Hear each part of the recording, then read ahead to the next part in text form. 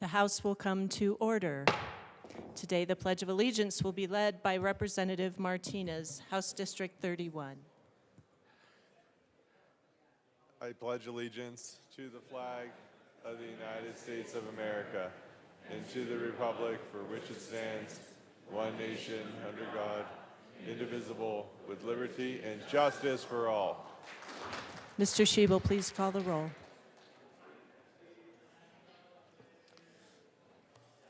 Representatives Amabile,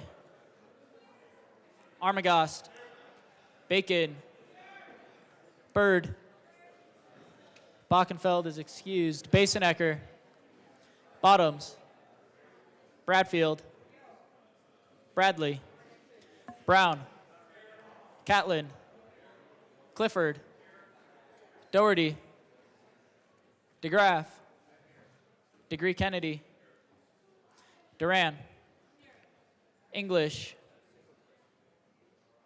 Epps, Evans, Frizzell, Froelich, Garcia, Representative Garcia,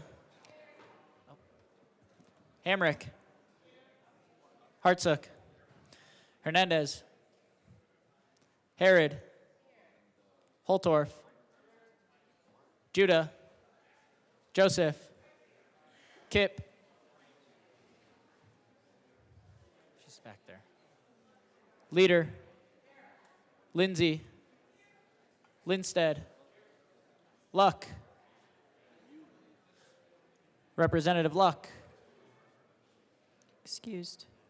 Oh, there she was. Lukens, Lynch, Mabry, Marshall, Martinez, Marvin, Morrow, McCormick, McLaughlin, Ortiz, Parenti, Puglisi,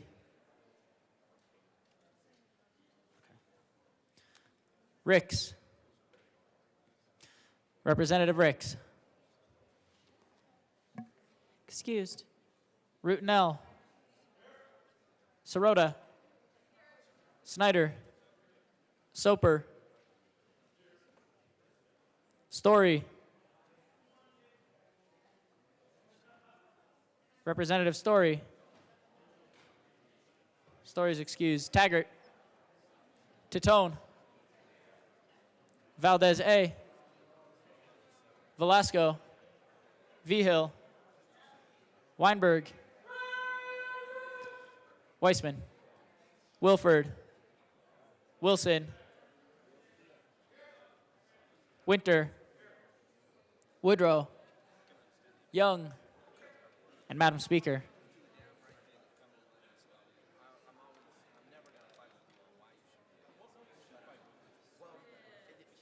With 62 present, 3 excused, we do have a quorum. Representative Martinez. Thank you, Madam Speaker. I move that the Journal of Monday, May 6, 2024 be approved as corrected by the Chief Clerk. Members, you've heard the motion that the journal be approved as corrected by the Chief Clerk. All those in favor say aye. Oh. All those opposed? The ayes clearly have it. The motion is adopted.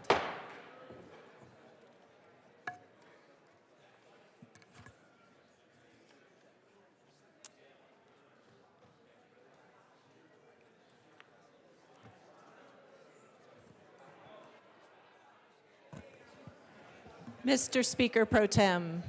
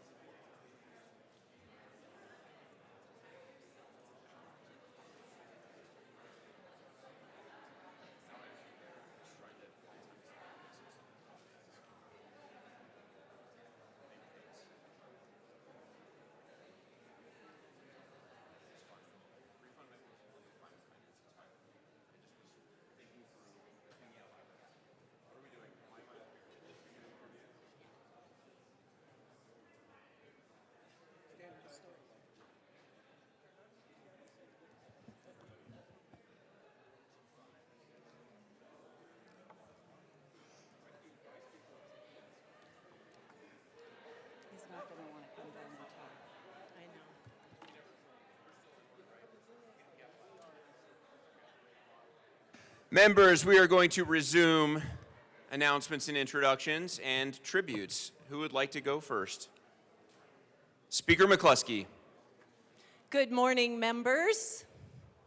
I will invite you to stand because this is a very important moment. We have a tribute this morning to our beloved Robin Jones, and I will ask that it be read at length.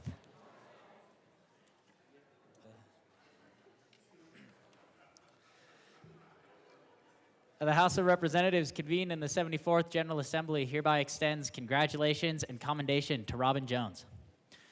The Colorado General Assembly honors and extends its sincere appreciation to Robin Jones as he retires from his position as Chief Clerk of the Colorado House of Representatives, completing 33 years of exemplary service to the Colorado General Assembly. Throughout his career, Robin set the gold standard for quality of work, commitment to the nonpartisan ethic of legislative staff, and dedication to serving legislators and colleagues.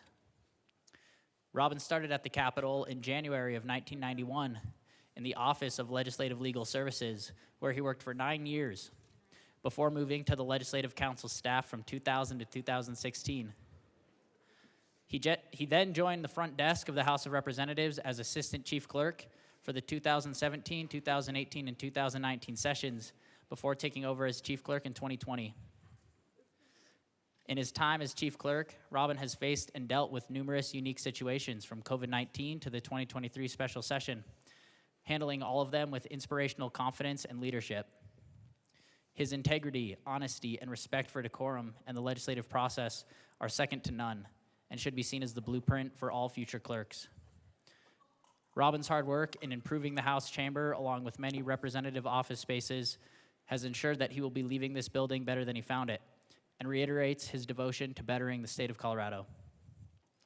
The members of the Colorado House of Representatives thank and honor Robin Jones for his outstanding contributions and service to the Colorado General Assembly and the people of Colorado, and wish him well in his future endeavors upon his well-earned retirement. On request of Speaker Julie McCluskey, Majority Leader Monica Duran, and Minority Leader Rose Puglisi, given the 7th day of May, 2024, State Capitol, Denver.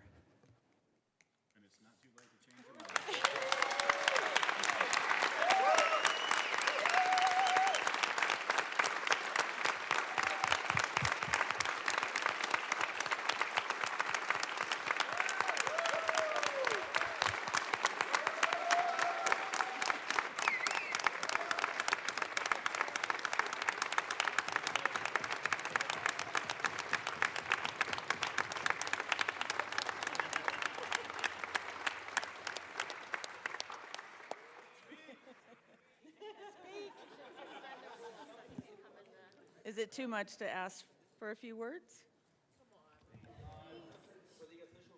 For the official record? Perhaps a rescindance of your resignation? Would you like to come down to the well, please? Representative Jones is recognized. This is, sorry. Thank you. This has been really hard. I've only been up in the House 7 years, but it's been a trip. And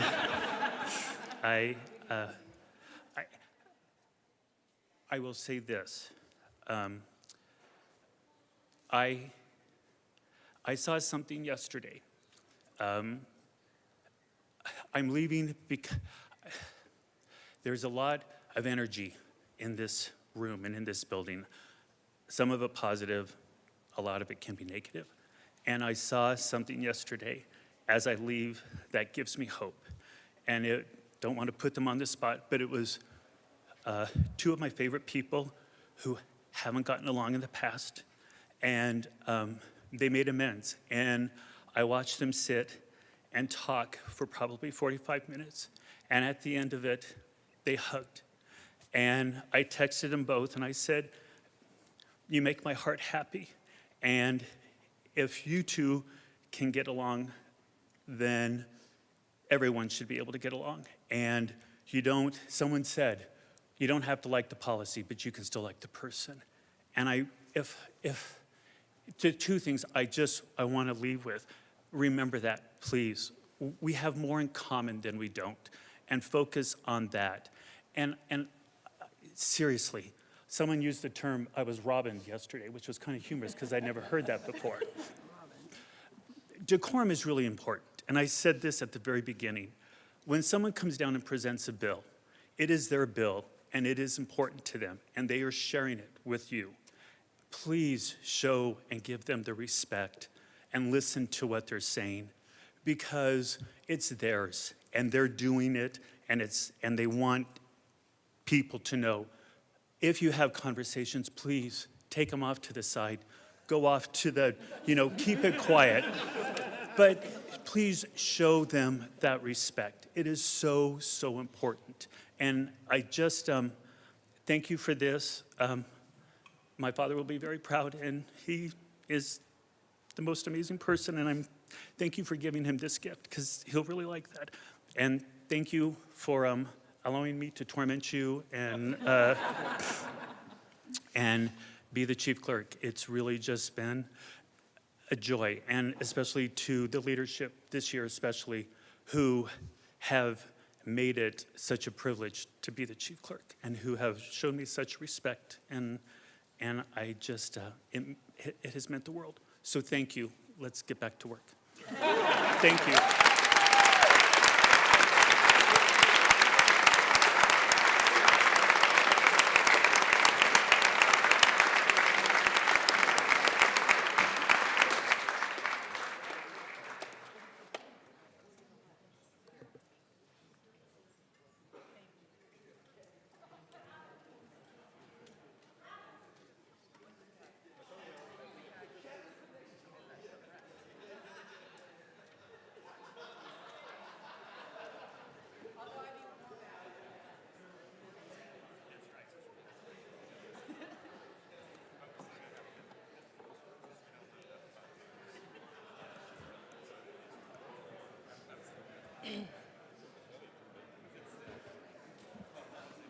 Members, we have a little business to tend to.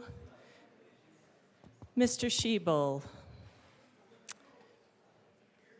Introduction of bills. House Bill 1228 by Senators Mullica and Lundin, also Representatives Degree, Kennedy, and Puglisi, concerning mechanisms to refund excess state revenues and in connection therewith making appropriation. Senate Bill 228 will be assigned to the Committee on Finance. Senate Bill 231 by Senators Rodriguez and Gardner, also Representatives Snyder and Frizzell, concerning implementing consensus recommendations of the Liquor Advisory Group convened by the Department of Revenue to conduct a comprehensive review of Colorado's liquor laws and in connection therewith making appropriation. Senate Bill 231 will be assigned to the Committee on Finance. Mr. Schiebel, reports of committees of reference. Committee on Appropriations, after consideration on the merits, the committee recommends the following. Senate Bills 139, 153, and 212 be referred to the Committee of the Whole with favorable recommendation. Thank you. Madam Majority Leader.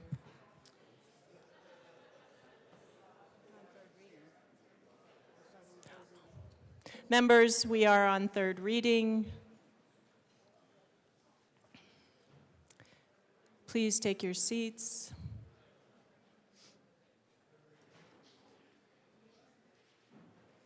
Mr. Schiebel, please read the title of House Bill 1247.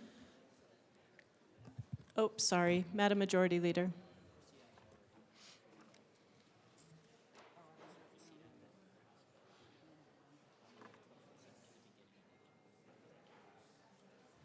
Madam Speaker, I move House Bill 1247 to the beginning of the third reading calendar. Seeing no objection, the bill will be moved to the beginning of the third reading calendar. Mr. Schiebel, please read the title to House Bill 1247. House Bill 1247 by Representatives Bradley and Winter, also Senators Smallwood and Van Winkle, concerning measures to enhance the integrity of digital education materials in public schools. Madam Majority Leader. Madam Speaker, I move House Bill 1247 on third reading and final passage. Representative Bradley. Thank you, Madam Speaker. I just wanted to come to the well. Sorry, I'm emotional about Robin. As we talk about decorum, I hope you can put your feelings aside about me and focus on this policy. This bill is good policy. This bill is going to protect kids on school devices from ads. This bill is not about censorship. This bill is to keep kids on track at school without distraction. Kids are falling behind in Colorado in all of our districts in math, reading, and writing. The Children's Internet Protection Act passed in 2013, and our very own Article 87 in Colorado outlined a solution to keep kids at school protected from ads, and it's not being followed. Vendors are using our children to make money. They are using ads for porn, vaping, guns, alcohol to target our kids on school devices. Vendors should not be allowed to target our kids on school devices. We have run 2 different bills this session to protect kids from being tracked and from ads on social media, and we as a body said, yes, we will not let our kids be tracked, and we will not let our kids be targeted by ads. Why wouldn't we want to do the same to protect them from those same ads on school devices? This bill gets rid of a loophole and allows school districts to hold vendors accountable. It allows school districts to tell vendors we will not enter into a contract with them if these ads are present. If vendors can embed links to ads, then they can certainly remove them. Vendors have to certify and be accountable to all of our districts, to our students, and to our teachers that they don't have ads. This bill gives the power to our schools to protect our students. There's an alarming trend going on in our schools on our school devices. These pop-ups are happening, kids are being distracted and led down paths that we don't want any of our kids to be led down. Again, this is not about censorship. This is to protect teachers. This is to protect students from harmful ads that continue to pop up. These vendors continue to make money off of our kids. Our kids should be protected in schools from these harmful ads. And I hope that you can put your feelings for me aside and vote to protect our children. Thank you. Assistant Minority Leader Winter. Thank you, Madam Speaker. And I want to give my colleague credit because I truly believe she really worked on trying to get amendments and work this thing hard. It's a really good bill. It will protect children, and that's what we're here to do. We've talked about it all the time. And if this bill could make a little bit of a difference, not only for the kids, but allow these school districts to get out of bad contracts. I mean, at the end of the day, the schools should be able to hold these vendors accountable for these things. And if they can put these ads in there and embed them and code them into whatever they send out, they can definitely take them out. And the federal government's come down hard on them. I learned a lot about this through this process, and this is just one step Colorado can take to say, you know, this is enough, and we're gonna send our kids to school to learn, and they're not gonna be distracted. We all know right now that the testing scores and everything aren't the best, and if this is one less distraction to help kids be able to get a better education and not see things that they probably shouldn't, I definitely think it's something that we should definitely consider. So with that, it's an honor to be on this bill, and I urge a yes vote. Seeing no further discussion, the motion before us is the passage of House Bill 1247 on third reading and final passage. Mr. Sheep will please open the machine and members proceed to vote.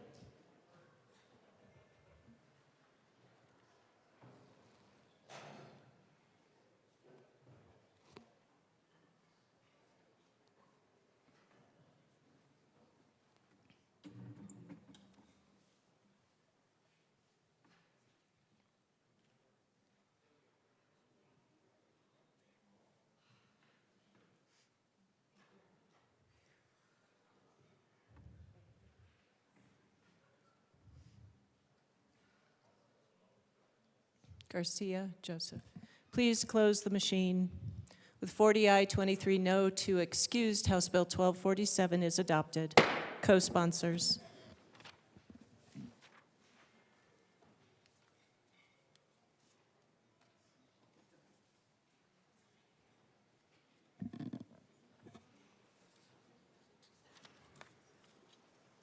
Please close the machine.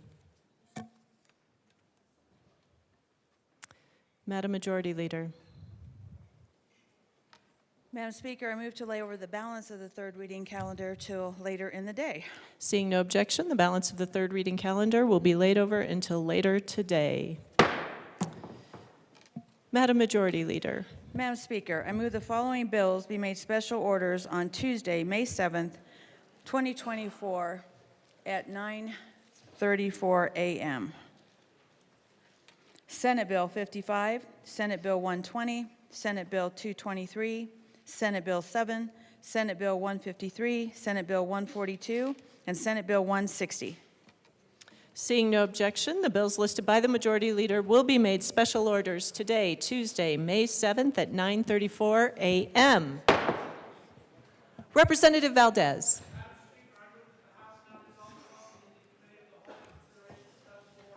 Ma- m-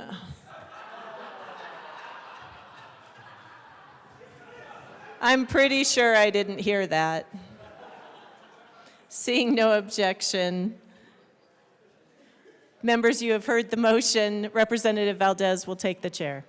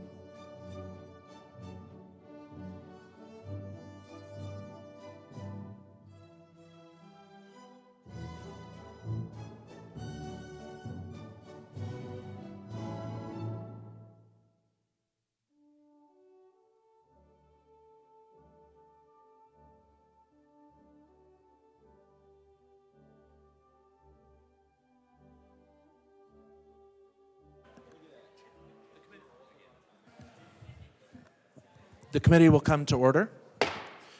By your unanimous consent, the bills will be read by title unless there is a request for reading of the bill at length. Committee reports are printed in your bill folders, and floor amendments will be shown on the screen in your iPads.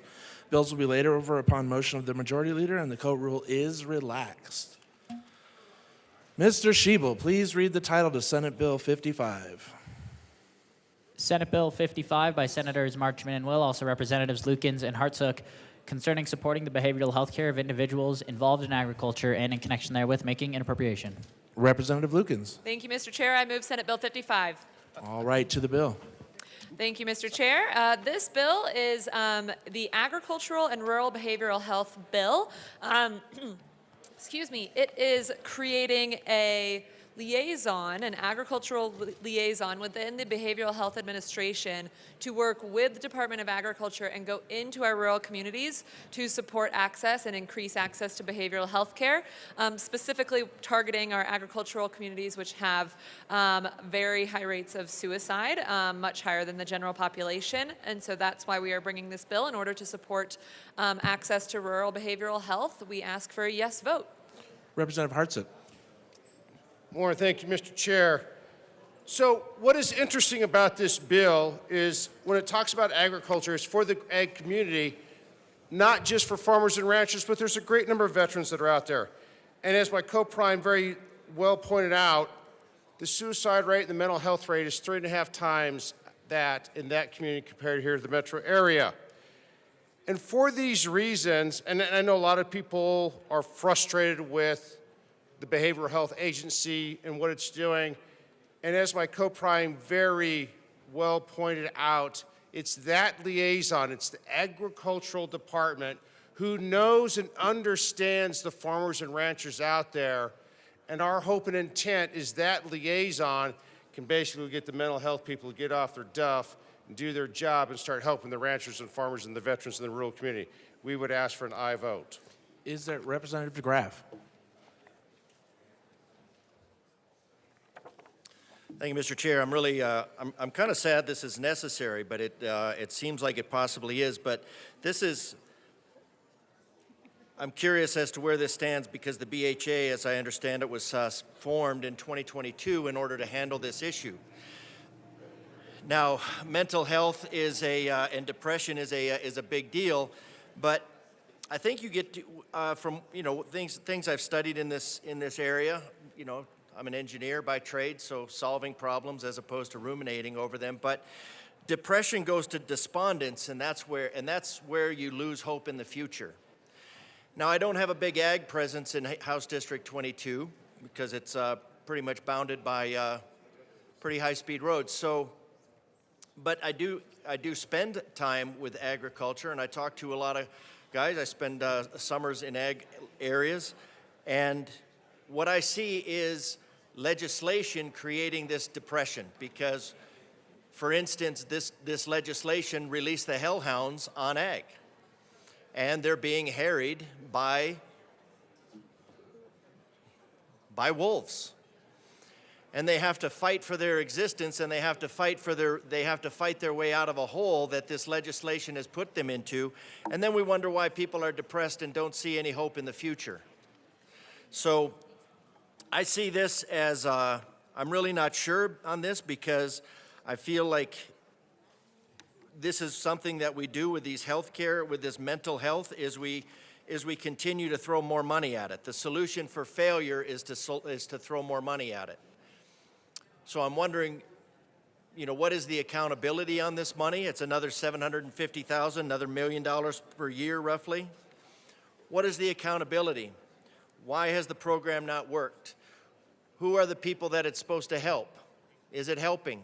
Are we doing anything in this space? But again, mostly, I think I would like the legislation to look at itself and look and see what is it doing opposed to ag. What are the continual attacks? And we hear them all the time. We hear about the rural-urban divide, but we hear about the attacks on ag. We hear about the attacks on the rural community, on their way of life, whether that's oil and gas, whether that's coal, whether that's ranching, or whether that's farming. And when you attack somebody's way of life, you're attacking their future. To pretend that they can just go and slide into some, become Java programmers or something is really disingenuous. So now I know agriculture, farming is easy when you're 1,000 miles away and your pen is a plow. And I would really hope that we could think in terms of what it is that this legislation is doing to our ag community before we just say, oh, you know what, we're gonna cover over the problem, and our solution to the problem that the legislation is making is going to be just throwing more of the people's money at it and pretending that's a solution. The problem, I think, when you talk to ag is this room and the other room, the other chamber. Continually harrying our agriculture, I don't know, because they want everybody to be vegans or something like that. So I hope that we can think about the impacts, think about why this legislation why this General Assembly is generally assembling to take the hope away from people in Colorado by micromanaging absolutely everything that they do and trying to change the state into some vision that you have of the future. That won't work, but you're creating a problem. You're taking away the ability of people to be independent and be unharried in what they do. This General Assembly is doing legislation just about every day, it seems like, that further harasses our ag and our rural communities. I wish it would stop, and I wish you would realize that you can't just throw other people's money at a problem and then expect that it goes away. Representative Winter, or AML Winter. Thank you, Mr. Chair. I'm in this chamber all the time. We talk about underserved communities, and when it comes to mental health and behavioral health, rural Colorado is one of the most underserved communities in the state. We just really don't have these services. And I talk about it all the time. Your farmers and your ranchers and your rural people are very proud people. And a lot of the times it's hard for them to get over that hump of actually seeing somebody because, at the end of the day, everybody watches everybody. And when they see Ty's truck outside the clinic, that means something in rural Colorado because we don't want anybody to think that we're ever weak and that we don't ever bow and we never kneel because, well, we do kneel, but for only one reason. But it's really hard. I grew up with a dad that was tough as nails and would never admit if he was having a bad day or anything else, and he carried that weight on his shoulders every single day, whether it was wind or drought or hail, whether it was being able to pay the bills, whether it was taking a hit at the cattle market, and same with farmers, A lot of what we do is dictated by the good Lord above, whether he gives us rain or snow or wind, all of those things. It makes it harder and harder to survive. And my good colleague from El Paso County is correct. There's a lot of times that there's rules promulgated outside of this building that only makes it harder for the constituents of House District 47 and all the rest of the rural areas in this state to make a living and survive, which that pressure comes down and it does affect your mental health. During the beginning of the drought in the early 2000s, I actually had friends that lost their fathers because they couldn't handle the pressure of trying to run that family farm or ranch anymore. And some really bad things happened. But at the end of the day, I think this is a really good bill. I think this is going to be able to help us get these services to our constituents in the rural areas. I know this will help with telehealth. This will help with many other things, and this will help service rural Colorado. It'll help service the people that not only provide to this economy in this state, but like I say every day, they're the ones that put the food on your table when you eat breakfast, lunch, and dinner, and they help put the clothing on your backs. And they're a huge part of what Colorado is, how it started, and they are a huge part of the future of what Colorado will be. And that's why bills like this need to get through these chambers to help those that sometimes are forgotten outside the Metroplex. And with that, I urge a yes vote. Thank you. Representative Catlin.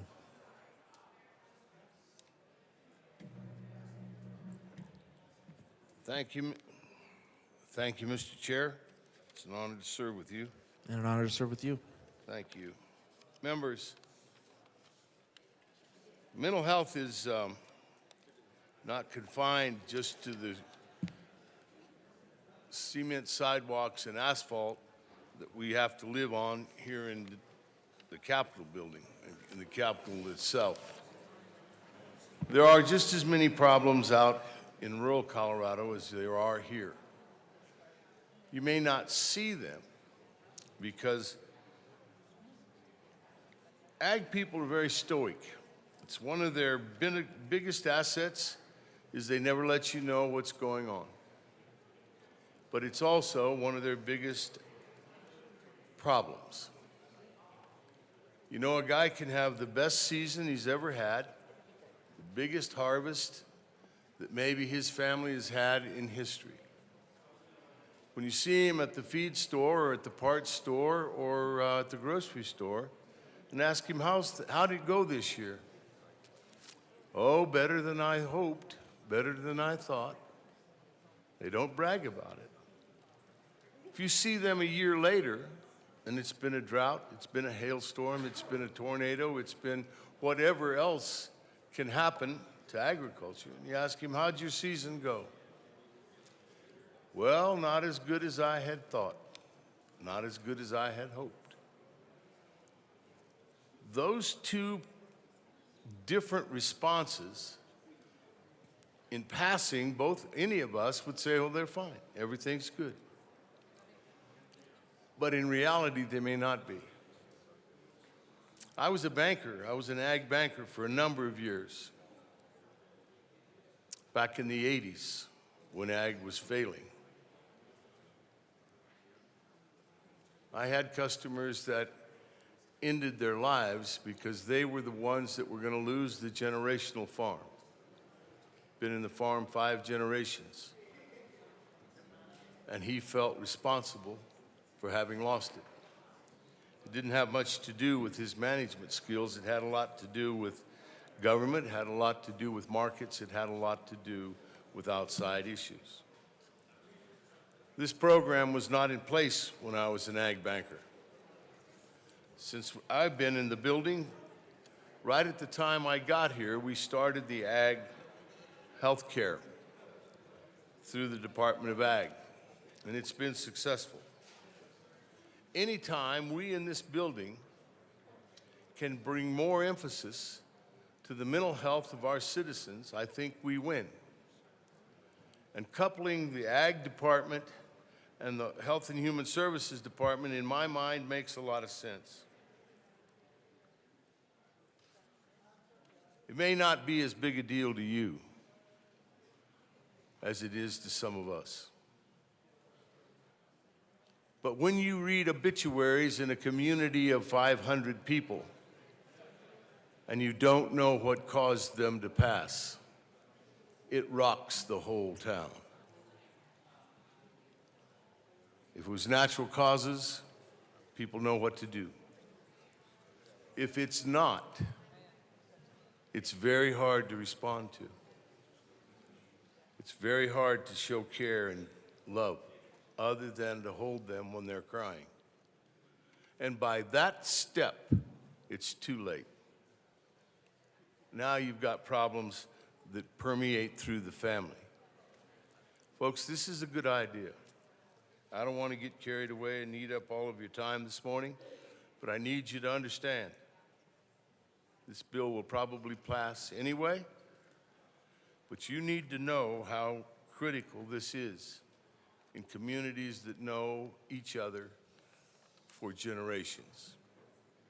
And then not be able to talk to the kid they grew up with because they don't want to say, I'm not doing well.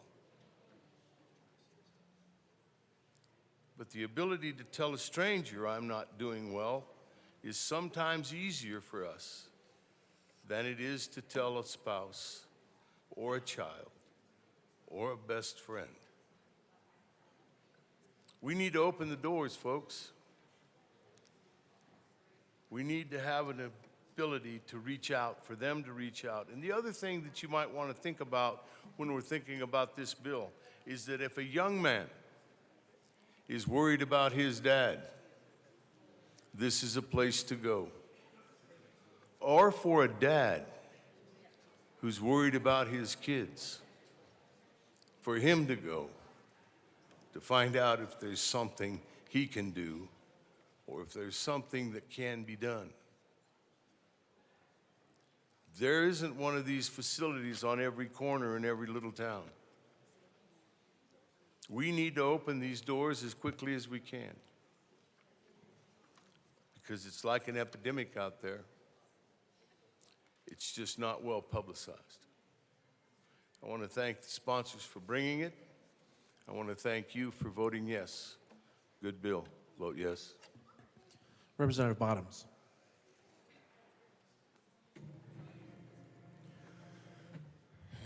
Thank you, Chair. This is a bill that I struggle back and forth with. I did vote yes in approps, and I'm planning on voting yes today, but here's the problem, is behavioral health should already be doing this. This is already part of the charter of behavioral health. The fact that we see this consistently, the cowboy math guy gets up here and talks about this rural-urban divide, but this is actually a time when this is true, that there is a separation between the rural and urban. This is supposed to be being done, but behavioral health is not leaving the urban. They won't leave the city to go out and do this kind of stuff, and this stuff needs to be done. And it's sad that we're having to make a bill to do something that's already in statute to be done. But we can't seem to get it done, so we have to make another law to get it done. And so this is the kind of discouraging thing where I think this is very important, it's very necessary, and it's already supposed to be happening. So thank you to the bill sponsors on this. Again, it's fixing something that should not have been broken in the first place, but at least maybe this one will cause it to happen somehow.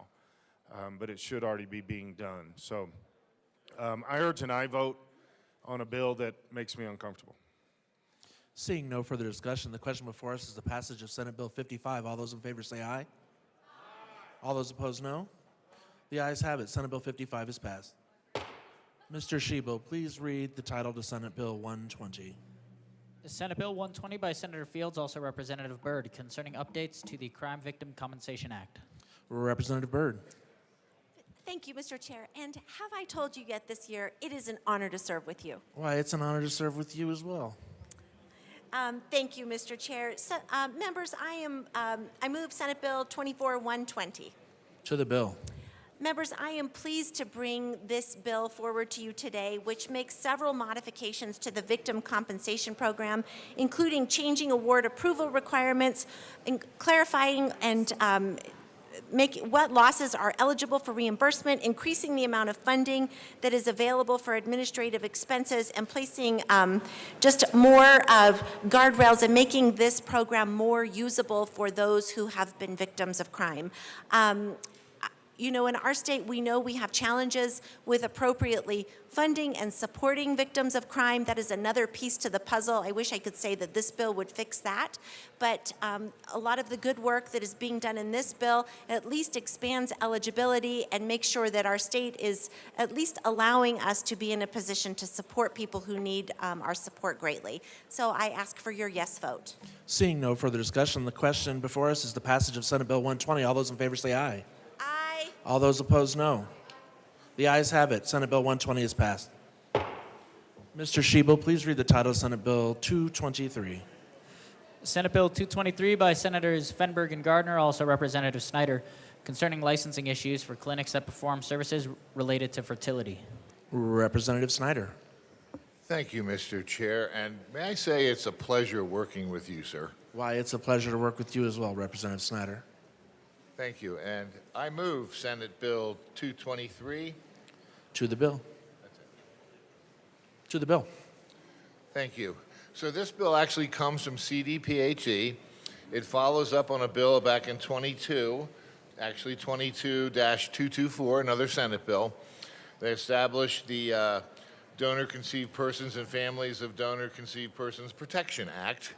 And so this is coming from CDPHE to just clean up some things that they've run into in the 2 years they've been operating this program. So it extends the window for department rulemaking and implementation by 6 additional months.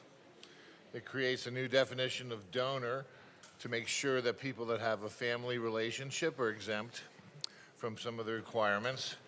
It clarifies the definition of gamete agency and match, provides additional details regarding licensing procedures and methods of investigation by the department. Basically what it is, in Colorado, we have a very strong disclosure law. So at the age of 18, you have a right to find out who the donors are if you're a donor-conceived person. Many other states don't have that, so it means even a company that operates in Colorado but doesn't have any Colorado clients will still be subject to this law. And out-of-state companies, when they're operating in Colorado, will also be subject to this law.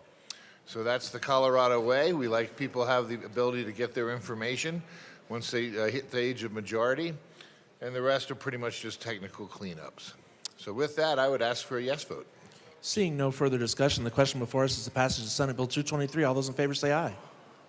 Aye. All those opposed, no. The ayes have it. Senate Bill 223 is passed. Mr. Shebel, please read the title to Senate Bill 007. Senate Bill 007 by Senators Fields and Michelson Janelle, also Representatives Tatone and Weinberg, concerning creating a behavioral health first aid training program in the Office of Suicide Prevention and in connection therewith making an appropriation. Representative Weinberg. Thank you, Mr. Chair. It's an honor to serve with you. And an honor to serve with you, sir. General Assembly 74. Oh, yes. I'd like to move Senate Bill 24-007. To the bill. Thank you. Fellow colleagues, we're brought down here to listen to our districts. My district was screaming and crying about a mental health crisis in the state.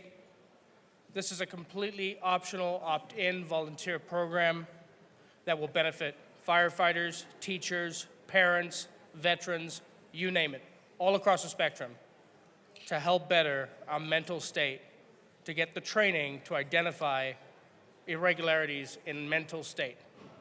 I would urge an aye vote. Representative Tatone. Thank you, Mr. Chair. Mental health first aid is really the first line of defense when it comes to identifying when people have some kind of mental health issue. This is something that the community can do. When I found out about mental health first aid, I started a class. I had a class happen in my district, invited my constituents to take it. This is like casting a wide net on all the people that are around you, whether they're your friends or family or coworkers or anything, to have the knowledge to be able to find when someone's having a crisis situation and knowing how to get them help. That is a critical thing we have to do right now.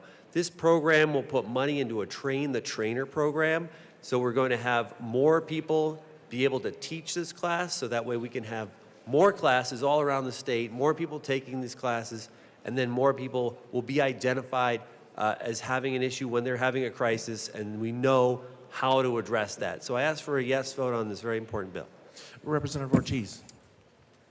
Thank you, Mr. Chair. Members, I know we're trying to move things fast, but I just want to come up here and say how critical this program is. I was program director of Veterans of Foreign Wars Post 1. A lot of our members went through this, and when I say that this program has saved lives, veteran lives, it does. I urge an aye vote. Seeing no further discussion, the question before us is the passage of Senate Bill 007. All those in favor say aye. All those opposed, no. The ayes have it. Senate Bill 007 is adopted. Mr. Shebel, please read the title to Senate Bill 153. Senate Bill 153 by Senator Danielson, also Representatives Vigil and Ortiz, concerning free audio news services for persons who are print disabled and in connection therewith making appropriation. Representative Vigil. Thank you, Mr. Chair. I move Senate Bill 24-153. To the bill. Thank you, Mr. Chair. Colleagues, this is a really important bill, a relatively small one. We have some really critical services available in this state for blind and disabled, print disabled Coloradans. That service was facing a financial cliff and really struggling. This is the NFB Newsline as well as AfterSight. This bill is going to boost funding for both of those programs. It includes a directive to the state librarian to do more public outreach and marketing and do better user support so that we can make this program more solvent and ensure that everyone, whether or not they can read visually, has the ability to access all of the news and other information they need. And I ask for your aye vote. Representative Ortiz. Thank you, Mr. Chair. This is a priority bill for the National Federation for the Blind. I want to thank them for coming in to testifying and for all their advocacy that they do here. The bottom line of what this does is it makes news access available for our print disabled Coloradans. I urge an aye vote. Seeing no further discussion, the question before us is the passage of Senate Bill 153. All those in favor say aye. All opposed, no. The ayes have it. 153 is passed. Mr. Shebel, please read the title to Senate Bill 142. Senate Bill 142 by Senators Marchman and Kirkmeyer, also Representatives Byrd and Hartsook, concerning oral health screening in public schools and in connection therewith making appropriation.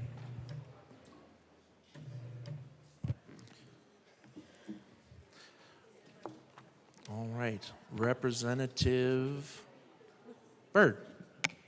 Thank you, Mr. Chair. I move Senate Bill 24-142. To the bill. Representative Byrd. Thank you, Mr. Chair. Members, I'm so excited to join my good colleague, Representative Hartsook, in bringing this bill forward. This bill creates a program where students, it's a pilot program where students in participating schools will have access to oral health screenings. We are trying to do everything we can to get more kids access to critical screening tools. We know that so many other health problems happen and originate when children and adults, for that matter, have oral and dental health problems. These, if not taken care of, can manifest into other bigger problems down the road. Also, mouth pain, I believe, is one of the top reasons. Actually, I don't just believe it, I know that it is. It's one of the top reasons that students miss school. So having this crucial screening resource in our schools, making it easy, kids don't need to take time away from school to get these screenings done and have access to the care that they need, eliminates more missed time in school. And the better part is we're just in a position to be taking better care of our kids. So I urge a yes vote. Representative Hartsook. Thank you, Mr. Chair. One of the things that's, and I love it, a great appreciation to my co-prime here, Representative Byrd. One of the things that I would like to point out specifically on this is this is not a mandate. As was stated, A, it's a pilot program. B, it is plugging into the existing system at the schools. So you already have school nurses and all of that. This is another program that will help both kids in an education for preventative oral health and parents. I cannot begin to tell you the stories that my wife has related to me of children that have come out with completely decayed teeth that are their baby teeth that need extractions, and adults that are in their 20s and 30s that need full mouth extractions because they've never understood anything about oral hygiene, let alone seen the dentist, getting an exam, and all of that. If we start them young and get them well educated on how to take care of their teeth, we reduce time out of school, we improve test grades, test scores, playing time, we reduce health care in the long run. So I would urge an aye vote. Thank you. Seeing no further discussion, the question before us is the passage of Senate Bill 142. All those in favor say aye. All those opposed, no. The ayes have it. Senate Bill 142 is passed. The committee will stand in a brief recess.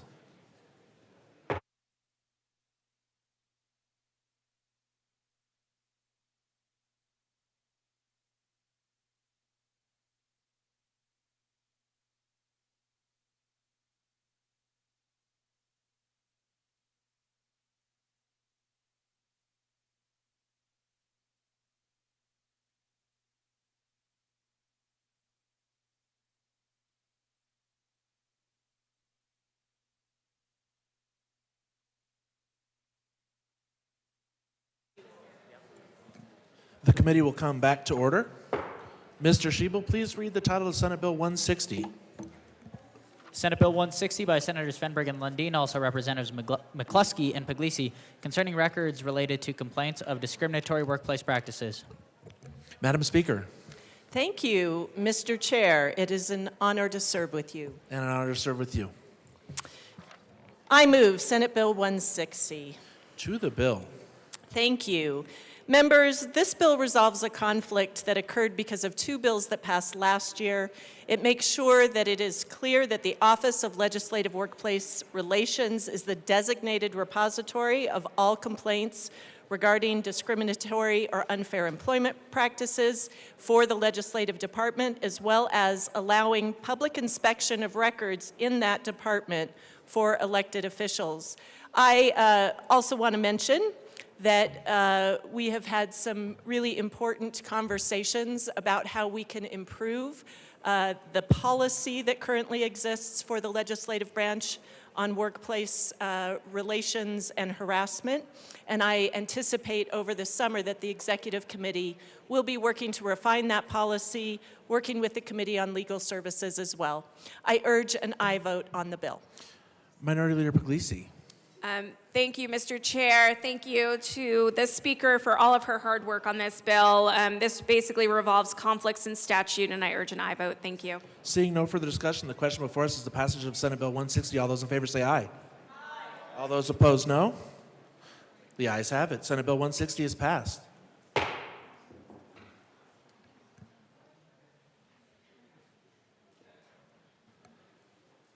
Madam Majority Leader. Thank you, Mr. Chair. I move the committee rise and report. All right, you've heard the motion. The committee will rise and report.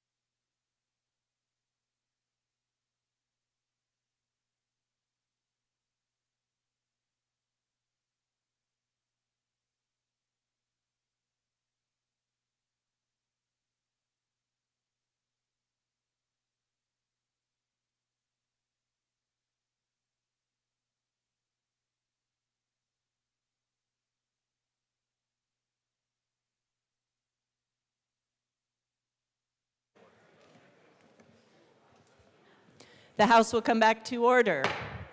Mr. Shebel, please read the report of the Committee of the Whole. Madam Speaker, your Committee of the Whole begs leave to report is under consideration the following attached bills, being the second reading thereof and making the following recommendations thereon. Senate Bills 755, 120, 142, 153, 160, 223 passed on second reading, ordered, revised, and placed on the calendar for third reading and final passage. Representative Valdez.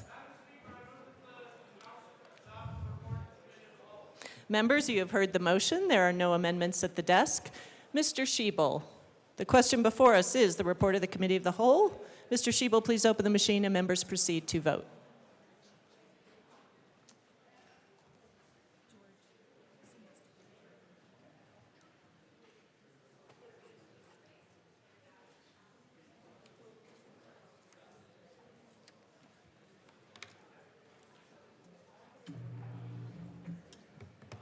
Oh.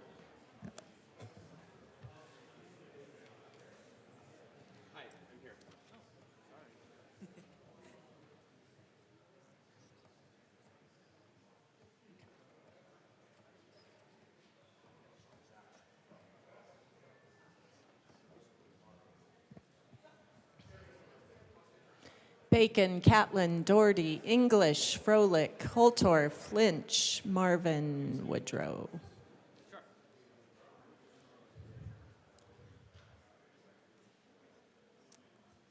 Doherty, Froelich, Lynch, and Woodrow are, there. $5 fines, $5 fines. Doherty and Woodrow. Froelich and Lynch are excused, $5 fines as well. Please close the machine.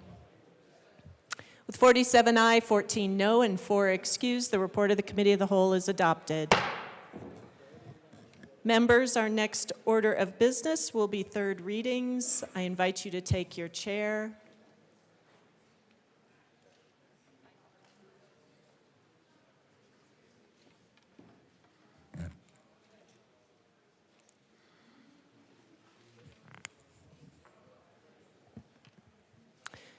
Mr. Schiebel, please read the title to Senate Bill 168. Senate Bill 168 by Senators Robertson, Simpson, also Representatives McCluskey and Martinez, concerning remote monitoring services for Medicaid members and in connection therewith making appropriation. Madam Majority Leader. Madam Speaker, I move Senate Bill 168 on third reading and final passage. The motion before us is the adoption of Senate Bill 168 on third reading, final passage. Mr. Schiebel, please open the machine and members proceed to vote.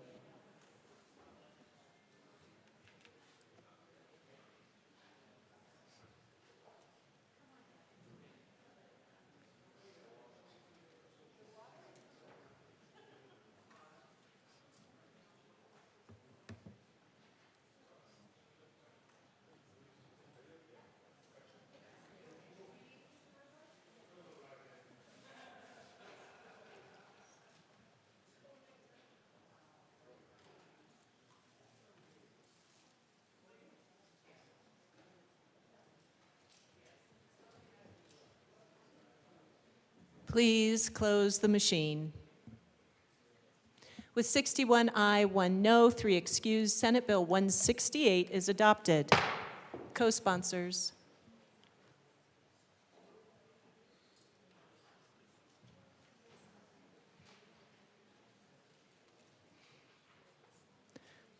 Please close the machine. Mr. Schiebel, please read the title to Senate Bill 170. Senate Bill 170 by Senators Enzinger and Kirkmeyer, also Representatives McLaughlin and Byrd, concerning the America 250 Colorado 150 Commission. Madam Majority Leader. Madam Speaker, I move Senate Bill 170 on third reading and final passage.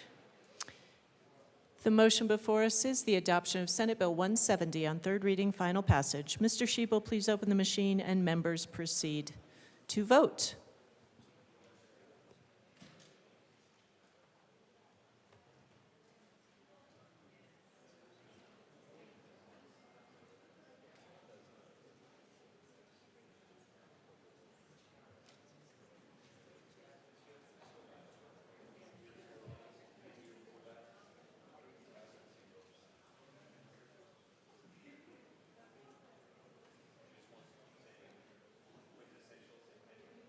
Please close the machine. With 52 aye, 10 no, 3 excused, Senate Bill 170 is adopted. Co-sponsors.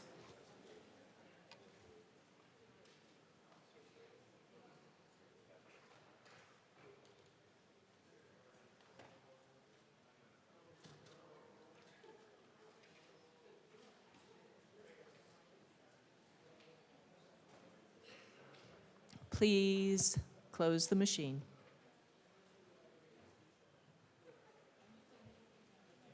Mr. Schiebel, please read the title to Senate Bill 80.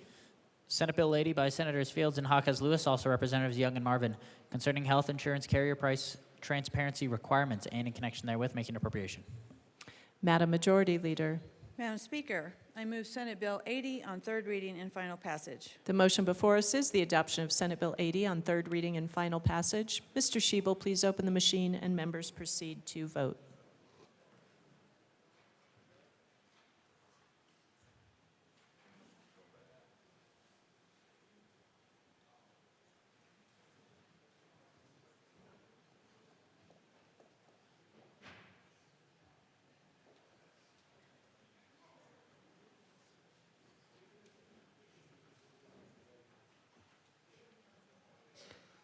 Bacon, Soper, Winter.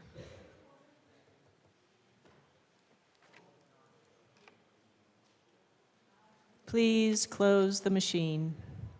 With 45 ayes, 17 no, and 3 excused, Senate Bill 80 is adopted. Co-sponsors.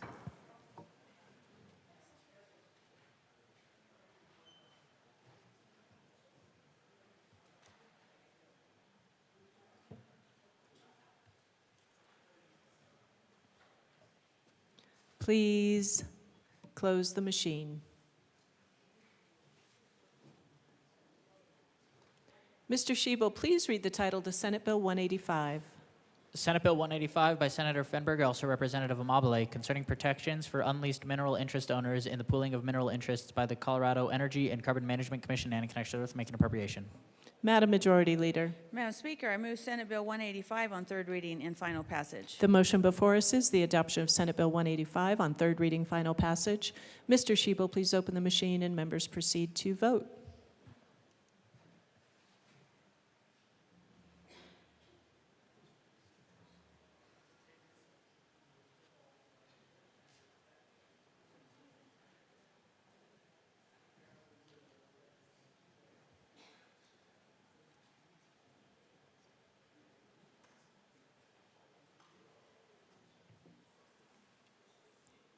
Epps and Puglisi.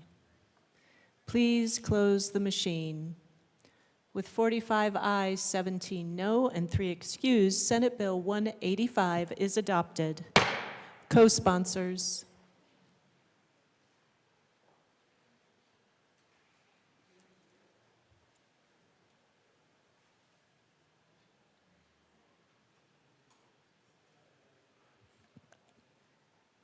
Please close the machine.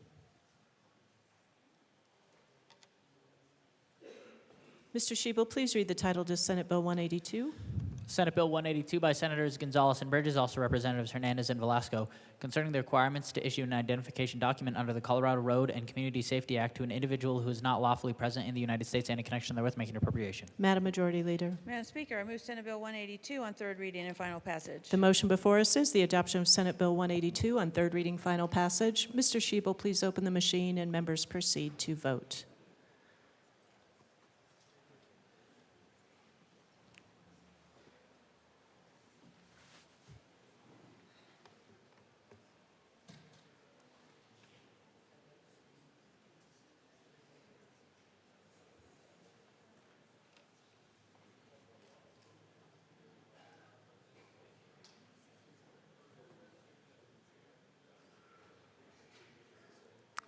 Basenecker Frizzell. Please close the machine. With 43 aye, 19 no, and 3 excused, Senate Bill 182 is adopted. Co-sponsors.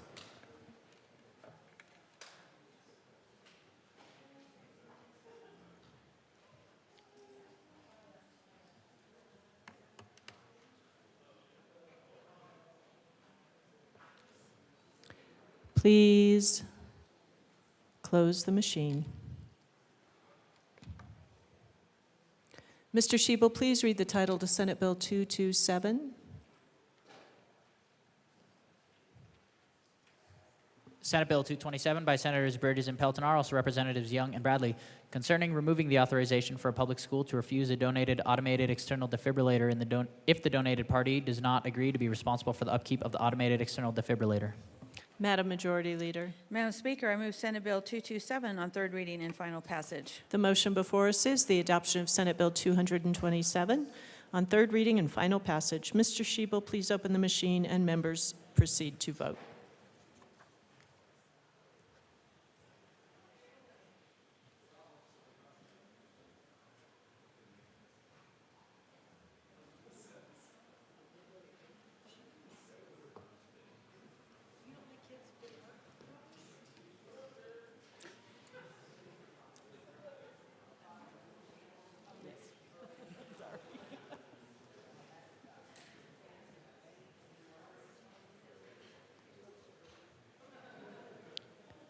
Clifford English Garcia Joseph Soper Woodrow.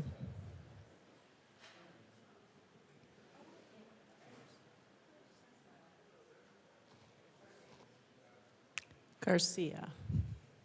Please close the machine. With 56 ayes, 6 no, 3 excused, Senate Bill 227 is adopted. Co-sponsors.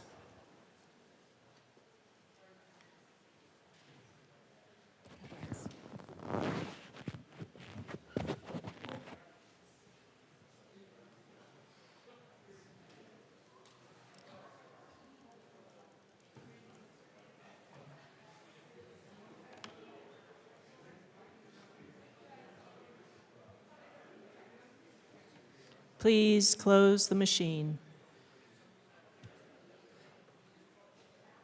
Mr. Shebel, please read the title to Senate Bill 226.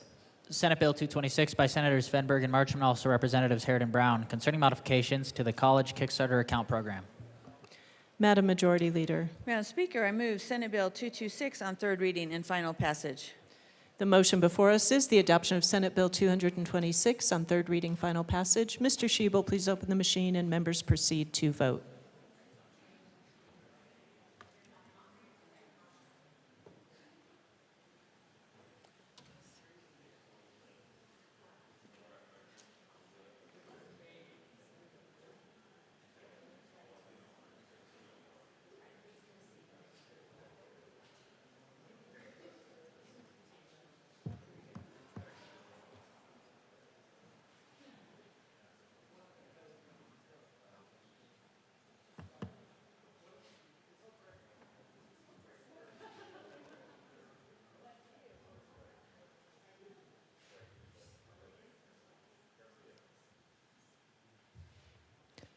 Garcia Soper Story.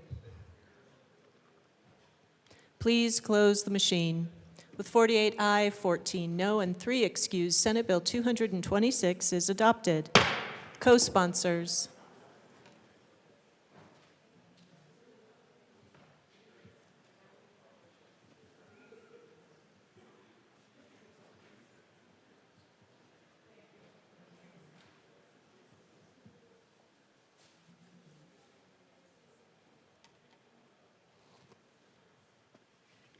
Please close the machine. Mr. Shebel, please read the title to Senate Bill 16. Senate Bill 16 by Senators Zenzinger and Smallwood, also Representatives Snyder and Taggart, concerning qualification for state income tax credits for charitable contributions to nonprofit organizations and in connection therewith, authorizing a taxpayer to make a charitable contribution for which the taxpayer may claim a state income tax credit to a charitable recipient organization through a qualified intermediary that forwards the contribution to the charitable recipient organization, allowing a tax credit certificate for the Colorado Homeless Contribution Tax Credit to include only the last 4 digits rather than all digits of the taxpayer's Social Security number, and making an appropriation. Madam Majority Leader. Madam Speaker, I move Senate Bill 16 on third reading and final passage. The motion before us is the adoption of Senate Bill 16 on third reading and final passage. Mr. Shebel, please open the machine and members proceed to vote.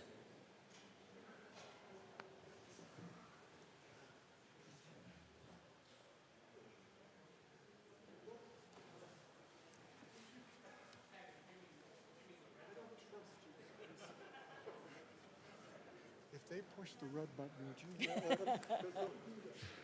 They'll be in trouble. Don't push it. Don't touch anybody's buttons. Only yours. Catlin, Kipp, Ricks,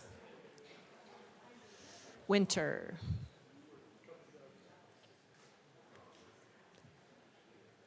Please close the machine.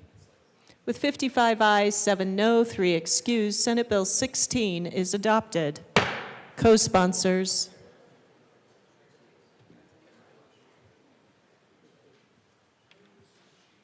They didn't push it. Please close the machine.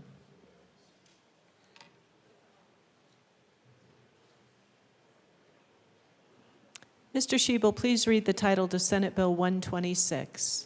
Senate Bill 126 by Senators Will and Winter, F, also Representatives Lukens and Lynch, concerning the Conservation Easement Income Tax Credit and in connection therewith, extending the Conservation Easement Oversight Commission and the Certified Holder Program indefinitely, increasing the limit on Conservation Easement Income Tax Credits available to donors in 1 calendar year, allowing multiple transfers of Conservation Easement Income Tax Credits, and making an appropriation. Madam Majority Leader. Madam Speaker, I move Senate Bill 126 on third reading and final passage. The motion before us is the adoption of Senate Bill 126 on third reading, final passage. Mr. Shebel, please open the machine and members proceed to vote.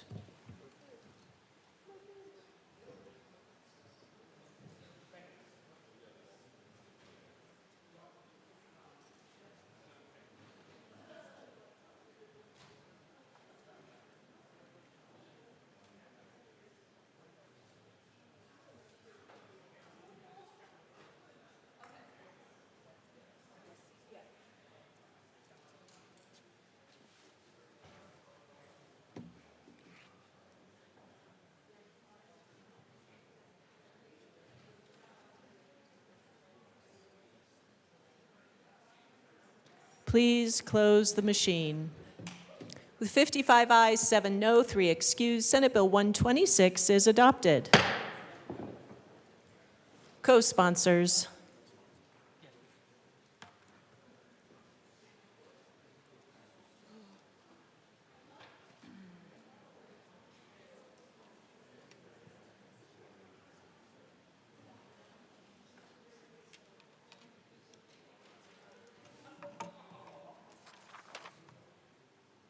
Please close the machine. Mr. Shebel, please read the title to Senate Bill 78. Senate Bill 78 by Senators Marchman and Priol, also Representatives Joseph and McLaughlin, concerning including outdoor nature-based preschool programs as a type of child care center in the Department of Early Childhood for licensing-related matters and in connection therewith making appropriation. Madam Majority Leader. Madam Speaker, I move Senate Bill 78 on third reading and final passage. The motion before us is the adoption of Senate Bill 78 on third reading, final passage. Mr. Shebel, please open the machine and members proceed to vote.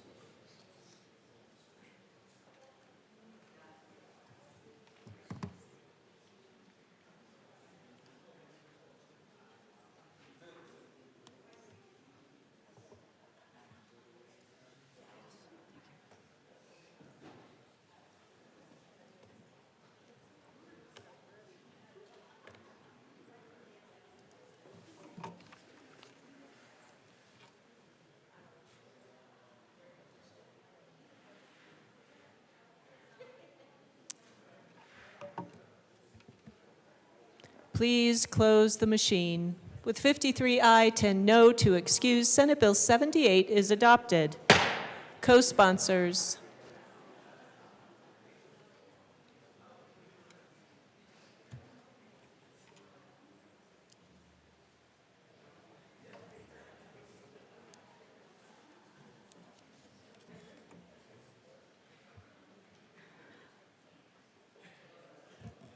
Please close the machine.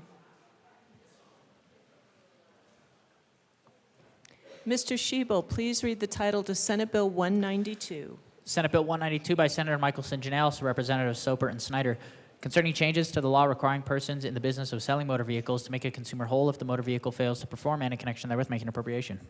Madam Majority Leader. Madam Speaker, I move Senate Bill 192 on third reading and final passage. The motion before us is the adoption of Senate Bill 192 on third reading, final passage. Mr. Shebel, please open the machine and members proceed to vote.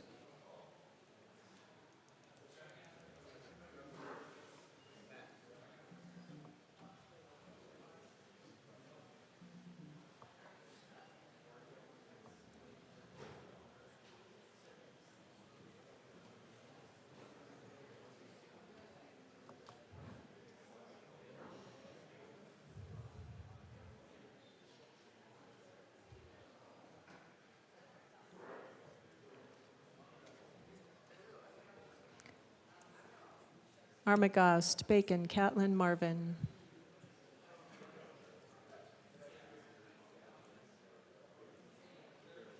Representative Marvin. Please close the machine.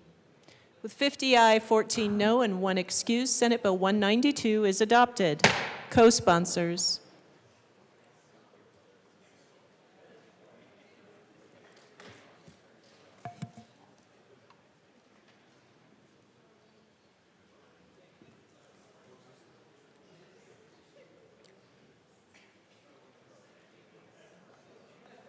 Mr. Shebel, please close the machine. Mr. Shebel, please read the title to Senate Bill 199. Senate Bill 199 by Senators Roberts and Will, also Representatives McCormick and Catlin, concerning an appropriation for Species Conservation Trust Fund projects. Madam Majority Leader. Madam Speaker, I move Senate Bill 199 on third reading and final passage. Representative McCormick. Thank you, Madam Speaker. I need to ask permission for a third reading amendment. Please briefly explain. Yes, the enrolling folks found that there was a blank space that needs the numbers 199. That's good. The motion before us is permission for a third reading amendment. Representative Catlin. Thank you, Madam Chair. It's an honor to serve with you. It is an honor to serve with you. I move Amendment 002 and have it displayed. Rep. Catlin, I appreciate that. We're going to do the vote on permission first. Oh, hell, I'm sorry. That's all right. I am the blank space we're trying to fix. Yeah. I love that. All right. The motion before us is permission to run a third reading amendment on Senate Bill 199. Mr. Shebel, please open the machine and members proceed to vote. You want to give yourself permission?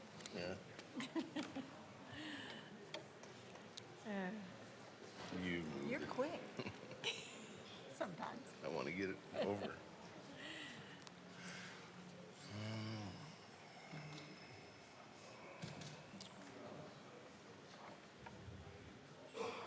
Bacon Evans. Please close the machine. With 64 ayes, 0 no, 1 excused, permission to run a third reading amendment is granted. Now, Representative No. Catlin. Nope, Representative McCormick. Thank you, Madam Speaker. I move L002 to Senate Bill 199 and ask that it be properly displayed.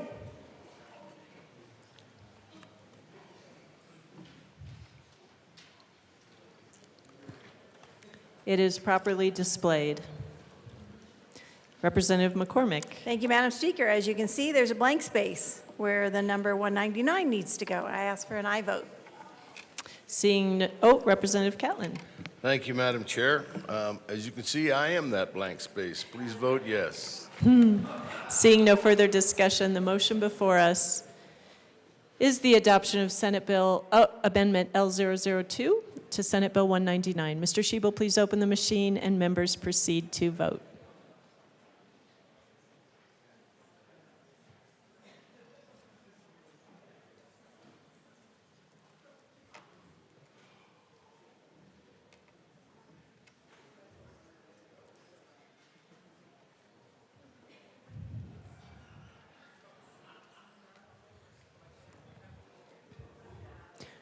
Armagost, Garcia, Ricks, and Story.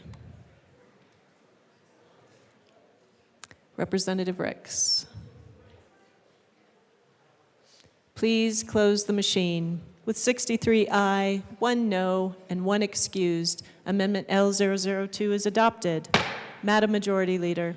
Madam Speaker, I move for the passage of Senate Bill 199 as amended. The motion before us is the adoption of Senate Bill 199 as amended on third reading, final passage. Mr. Shebel, please open the machine and members proceed to vote.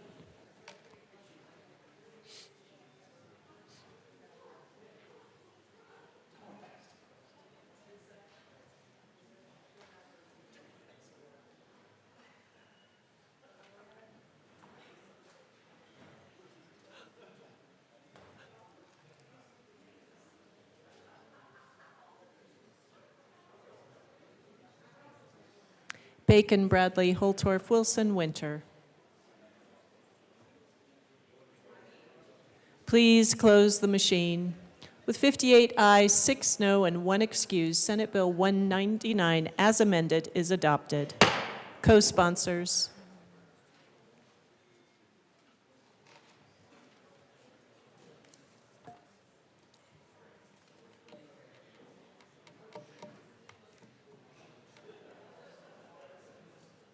Please close the machine.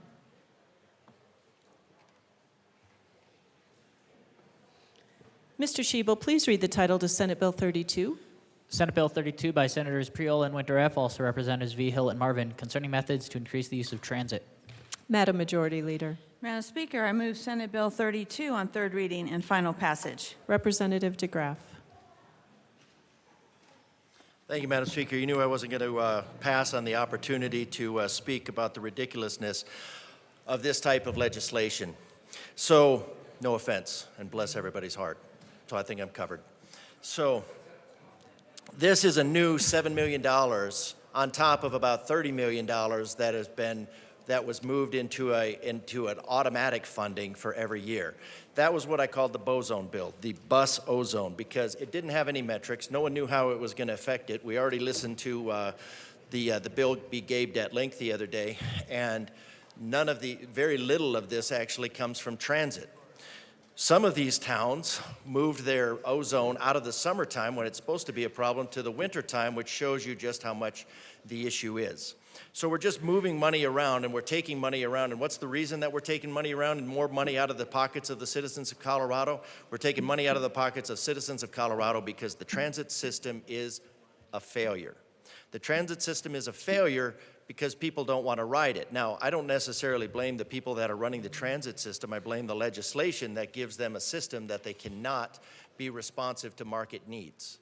So right now, an additional $7 million per year for this ozone issue, which it doesn't solve, and we wouldn't know how it would solve it if it did, because again, the agencies that have created these bills have no metrics and actually said in committee that they would have no idea how to create those metrics.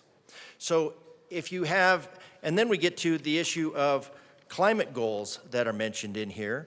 The state has no climate goals, zero. If you don't have a climate goal, what are you going to do? How are you going to reach it? How are you expecting the citizens of Colorado, how are you asking the citizens of Colorado to spend an additional $7 million in additional to $30 million that they already spend, and that goes into the $40 billion, so roughly $7,000 per person per year, and just keeps adding? Colorado this morning, I don't know, they added probably another $1 million. Some of that money is coming out of the reserves. Where does that money come when it comes out of the reserves? Well, then it eventually has to be repaid by your children, somebody else. So this bill is intended to support, I guess, what's the newest gender, and that's called the transit curious. And I would say if you want to promote this bill, then if you want to promote transit, then what you should do is ride transit. And then you would know how to actually fix transit. But what I see when I go out into the parking lot is everybody that's promoting transit for the little people out there in Colorado and charging an additional $37 million per year to the budget that was already in place, and I don't even know what that was. An additional $37 million per year. Why? To make transit free for a little while, which actually ends up having the reverse effect and making people not want to ride it, makes bus drivers not want to drive it, because it becomes an unsafe environment. When you create a mobile homeless shelter, you are not encouraging people to ride transit. So $37 million out of the budget already to subsidize a system to encourage failure. When you subsidize failure, you get more failure. What you should do, everybody in this room, we have out of 65, we have at least 40, I'm sure 46 people presenting it, supporting it, then I should see 46 empty spots around the parking lot because we have a transit system. We have one all the way up from Colorado Springs, and that one actually comes up from Pueblo as well. So the hypocrisy of charging the people of Colorado another $37 million per year to fund failure is unconscionable. And when we get into things like, it talks about greenhouse gas pollution. Well, if you get to greenhouse gases, there are two primary greenhouse gases that pretty much cover 100%, maybe 99.9999% of greenhouse gases. Those are water vapor and CO2. CO2 has the effect of Colorado. You could do 1/8, Colorado creates 1/8 of a billion tons of CO2 per year. That's according to the Colorado Energy Office. So 1/8 of a billion tons out of 3,200 billion tons in the atmosphere is 40 parts in a million. So it doesn't matter if you think there's a climate catastrophe coming. It doesn't matter if you care if you think that there's if your climate gullibility thinks that there is a climate catastrophe coming and it's due to CO2. What's important is the math and the proportionality of that says if there is a climate catastrophe coming, if it is going to be caused by CO2, the most we could do in this state by everybody stopping breathing effectively would be to, and nobody was willing to do that yesterday, despite my pleas to save the planet. Nobody was willing to do that, and you could save 40 parts in 1 million of whatever that catastrophe would be. Now, what humanity has normally done in the face of something like maybe night coming and it becoming cold, we don't sit there and go, well, maybe we could make it a little bit less cold at night because space is about minus 450 degrees Fahrenheit. It does a fairly effective job of sucking all the heat into the void. Representative DeGraff, back to the bill, please. Yes, ma'am, we're talking about greenhouse gases and climate goals. So anyways, the most we can do is about 40 parts in 1 million of any climate goal. The closest thing that there might be a climate goal, and that's not of the state, is 1.5 degrees Celsius.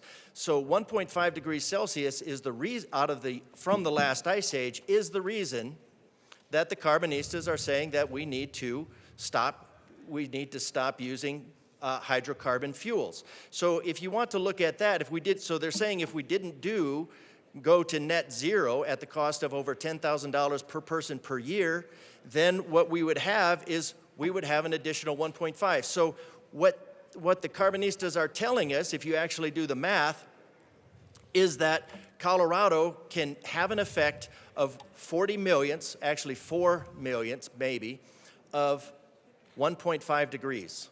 So 4 millionths of 1.5 degrees would be about, I guess that would be 6 millionths of a degree. So Colorado, the legislation, the General Assembly wants to sign you up for a program that's going to pave over about 2 million acres of Colorado with solar panels that are made out of coal and quartz, primarily in China, who incidentally has increased by... I appreciate the conversation on climate, greenhouse gas emissions, but it needs to relate to the bill, Representative DeGraff. Well, ma'am, it does in the nature of it's foolish to spend the $7 million in addition to $30 million of the people of Colorado to achieve 6 millionths of 1 degree Fahrenheit, 6 millionths of 1 degree Fahrenheit. You can't even calculate that time across the board during the day that the temperature is rising. You can't even sense it. You can't even measure it. That's how much the carbonistas want to charge for the people of Colorado. That is a very expensive bill. It accomplishes nothing. The other option is to adapt. And that's what we do at night. We build houses, we put on blankets, we do things, and we protect ourselves from the environment because, yes, the environment is always trying to kill us.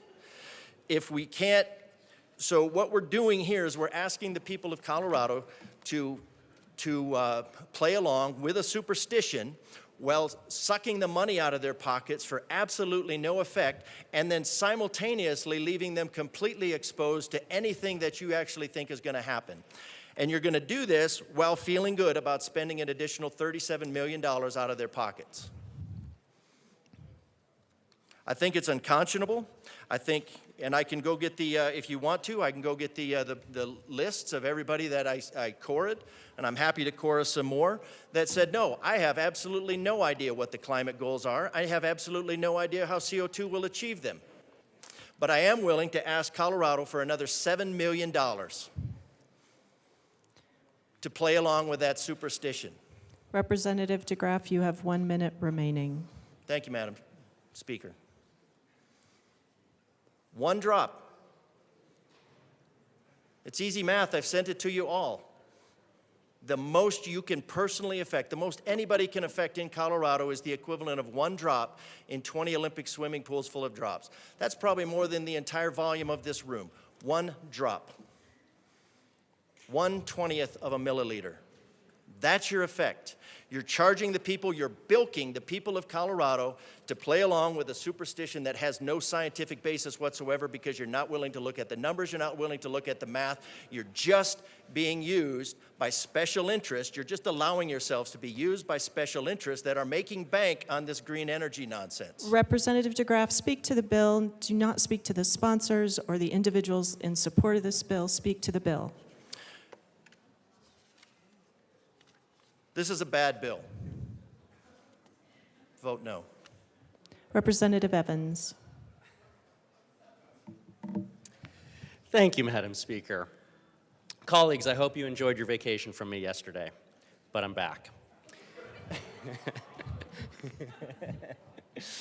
I just had a couple of quick thoughts that I wanted to put on the record about this bill. We could have a lot of different conversations for a very long time about this. So again, I refer to that vacation from me yesterday that you got. But I just wanted to highlight a couple of recent news articles, so less than a month old, from the Denver metro area media, talking specifically about mass transit and how do we fix the ridership issue with it. So I'll first lay the groundwork here. In 2019, RTD recorded 105.8 million boardings. That obviously went way down because of COVID. It bottomed out at around 49 million in 2021, and it's been coming back ever since. However, 2023, the last full year for which we have data, ridership only went back up to 65.2 million boardings. So right now, last full year for which we have data, mass transit ridership, RTD ridership in the Denver metro area is only at 62% of pre-COVID levels. There's a lot of different reasons for that. Just want to highlight two. Reading again from a news article here in the Denver metro area where the reporters are actually out interviewing folks and asking them, why do you ride mass transit or why do you not ride mass transit? And so there's this one person that says, look, we built this amazing rail system, but in a lot of cases, the trains only come every 30 minutes, and folks don't feel like they can rely on it. It can double or triple the time it takes to get where you want to go compared with driving. And then there's another article that talks about people's actual ridership experiences. In 2023, there were 13,938 calls to law enforcement for issues that occurred on the mass transit system here in Denver in RTD, plus a lot of complaints from riders and employees. RTD is hoping to bring those numbers down by increasing the police presence. The RTD, the folks responsible with safety there, say that riders will see more officers as the police department continues to grow. And the reason for that is because the folks that are riding the rail, riding the buses, say that they do not feel safe because they see a lot of drug use and a lot of violence associated with the Denver metro area's mass transit. One particular rider said, quote, I don't particularly feel safe all the time here. A light rail operator who did not want to be identified says the drugs are a serious problem. Every day I find foil on my trains with a black dot in it. That's fentanyl or some other drug that they've smoked, the driver said. Plus, there's been violence. I was attacked here at Broadway Station. I was attacked at Bellevue Station. I've also had my backpack stolen from my cab by a passenger, the driver said. Officers hope their presence will deter crime, but they will also be available to respond to calls or make arrests. Another issue they have to deal with is fare evasion. Officers will ask riders who did not pay to get off the bus or train. So, folks, we could talk for a long time about mass transit, but where we're at right now is the state has thrown hundreds of millions of dollars at mass transit. This year, we've had legislation throwing hundreds of millions of more dollars at mass transit. And despite all of that, the ridership for mass transit is only at 62% of what it was pre-COVID. And so the question that I pose when it comes to a policy is the money that we're throwing at it having the desired effect? And I think that the articles that I've read that highlight the fact that folks don't feel safe riding the train, riding the buses, riding mass transit, folks don't feel safe is an issue that must be addressed and must be discussed. Unfortunately, I don't see a lot of conversations around how do we actually keep folks safe from some of the issues that I read to you from a major Denver area media outlet talking about violence and drug use making folks uncomfortable on the trains. I don't really see those being addressed in this policy. I feel like this policy does not give Coloradans the bang for their buck, and so I will be a no. Representative Hartsook.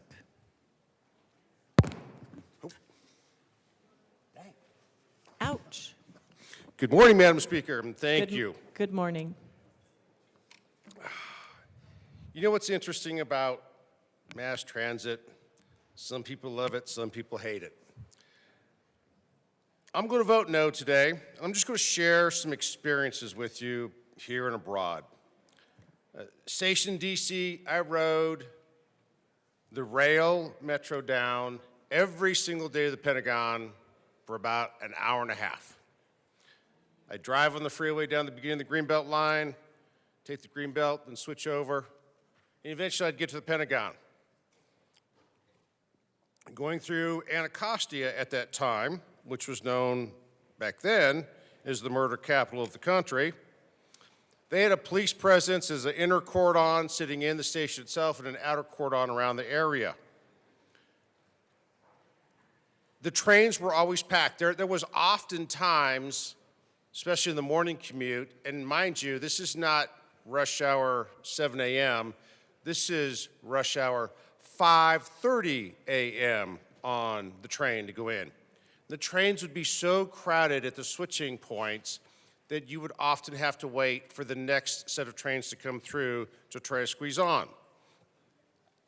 And that same story applies being stationed in Seoul, Korea, where I rode the buses of the train, Tokyo, where you rode the buses in the train, San Francisco. Anytime you have that kind of transit, you have a high-density population, you generally have lots of crime, lots of problems, and we hear all this time how we don't want police interaction. I think policing is good, but you have to have the police to maintain the safety and the security. Our state of Colorado, the entire state, doesn't equal the cities that I've mentioned where I've been to that you ride all these transit systems. Our state doesn't equal those cities did. Let that sink in. And we're going to devote millions, tens of millions of dollars pushing a transit system where we don't have the density, people don't like to ride it, except for a handful, so it's neither cost effective nor is it efficient. Or it doesn't get you where you want to go. I mean, in DC, trains go everywhere. Same thing in Seoul, same thing in Tokyo. They go everywhere. San Francisco, Philadelphia, New York, they go everywhere. They don't do that here, and even if you could build them out at an astronomical price, who's going to ride them? We don't have the density. That's what drives trains and rapid transit, is density. We live in Colorado to look at the beautiful mountains to our west here out these windows, which I often stare out because of the beauty. Riding the trains, not so beautiful. We live in Colorado, we like the outdoors, we like our freedoms. We don't like to be stuck on a train or on a bus, going where it's going to go, and then having to either get a ride or something else from that point. When I was in DC at the Pentagon, it was easy because one stop was directly at the Pentagon. But even at the Pentagon, the last train would run at 9:45 at night. And there were times that if you were working late, you either had to A, make sure you were running to get that last train out of the Pentagon, or B, you drove in. There is no point in taxpayers spending this kind of money for a system that the population, the density, do not support. Whether you like trains and mass transit or don't, this system, this is not cost effective, it's not efficient, it doesn't serve the purpose for what we have here. We need better road systems, better interconnecting ways so you can get from point A to point B faster instead of sitting idling in traffic, not more legislation and millions, tens of millions, and that's just a start to go for trains and more RTD. I would urge a no vote. Thank you so kindly. Representative Bottoms. Thank you, Madam Speaker. I like to go last to clean up all the mistakes from my colleagues, but I'm a giver that way. So there really is a basic problem with the foundation of this. Why? How much money do we keep throwing at something until we say, hey, this isn't working? People don't want this.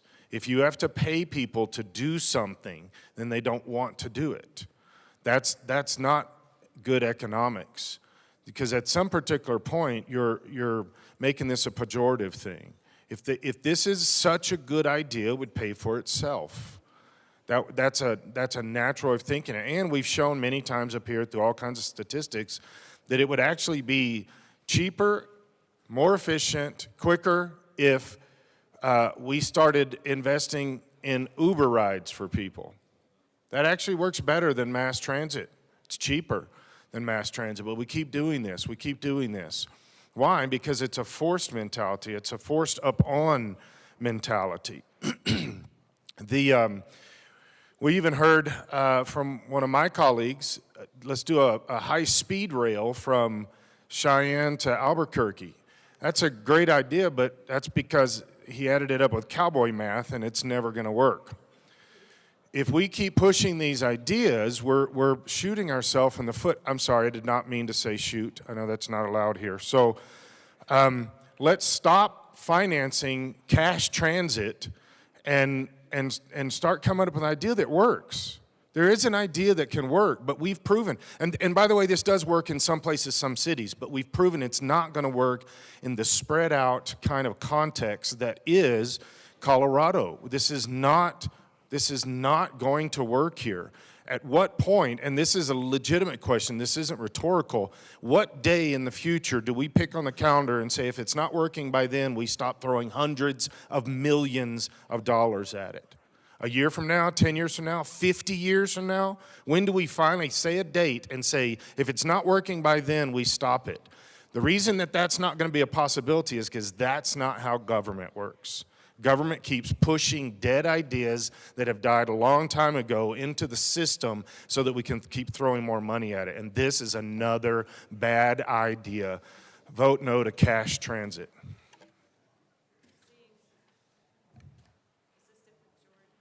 Assistant Majority Leader Bacon. Thank you, Madam Speaker. Members, I'm not going to take a long time. I just wanted to actually shout out some young people who came to testify and support and work on this bill, particularly some high school students from within our districts. So I do want to shout out East High School students as well as Northfield High School students. A big part of this bill, too, also includes the Youth Fare Free Transit Grant Program. And so when we were hearing some of these bills over the course of the last couple of years, I do also just want you to know that some of our students are listening who've been a part of this, and they don't consider themselves to necessarily be a bozo. But that being said, young people have expressed, if even within Denver, I joke a lot that I represent the far, far, far, far, far Northeast. I represent the airport. And to even be able to drive into downtown Denver takes, my commute to go 11 miles is 45 minutes. With 20 minutes more, I could probably be in Boulder. That's how congested it is. And so our young people don't have a chance to come to the museums, to come to the Capitol, to come to Auraria or the college campuses, and to put in a commuter fare. The A-line, until that was even changed, if anyone's familiar, was $10 one way. And so for young people, this has actually been critical for them to also start on a culture of not having to get in a car, particularly to come downtown Denver. They've started on a culture of being able to explore. I mean, many of you, we even talk about school, and as much as we want to talk about school choice, if we love it or not, transportation has always been something on the mind of families. And so for young people who might also be able to get a job now because they can go downtown to work, this has been really important to primarily open up experiences, opportunities. And so on behalf on the students who have come forward on this, I wanted to give them a shout out. I said I would mention it. I'd also like to request that they can be at the bill signing if it passes. Wink, wink. Love you all. Thanks for listening. Representative Vigil. Thank you, Madam Speaker. Colleagues, I'll be really quick. Transportation choice is freedom. Buses are awesome. Please vote yes. Seeing no further discussion, the motion before us is the adoption of Senate Bill 32 on third reading, final passage. Mr. Schiebel, please open the machine and members proceed to vote.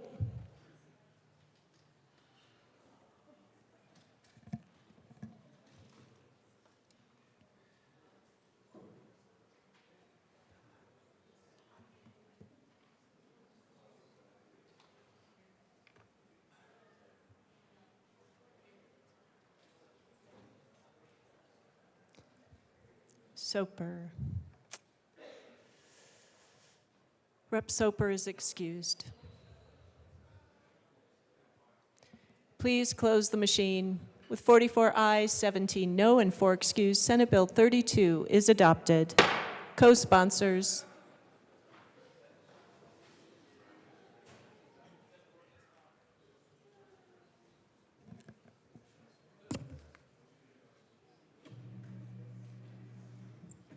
Please close the machine. Mr. Shebel, please read the title to Senate Bill 207. Senate Bill 207 by Senators Fenberg and Hansen, also Representatives Soper and Valdez, concerning access to distributed energy and in connection therewith establishing requirements for the development of inclusive community solar capacity that investor-owned electric utilities must make available to utility customers, requiring the acquisition of distributed generation facilities paired with energy storage and making an appropriation. Madam Majority Leader. Madam Speaker, I move Senate Bill 207 on third reading and final passage. The motion before us is the adoption of Senate Bill 207 on third reading, final passage. Mr. Shebel, please open the machine and members proceed to vote.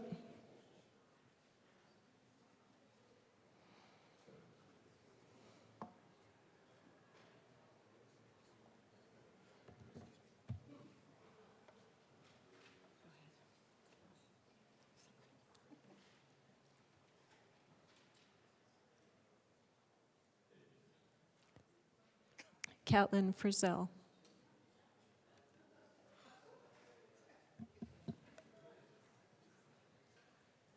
Please close the machine. With 45 ayes, 17 no, and 3 excused, Senate Bill 207 is adopted. Co-sponsors.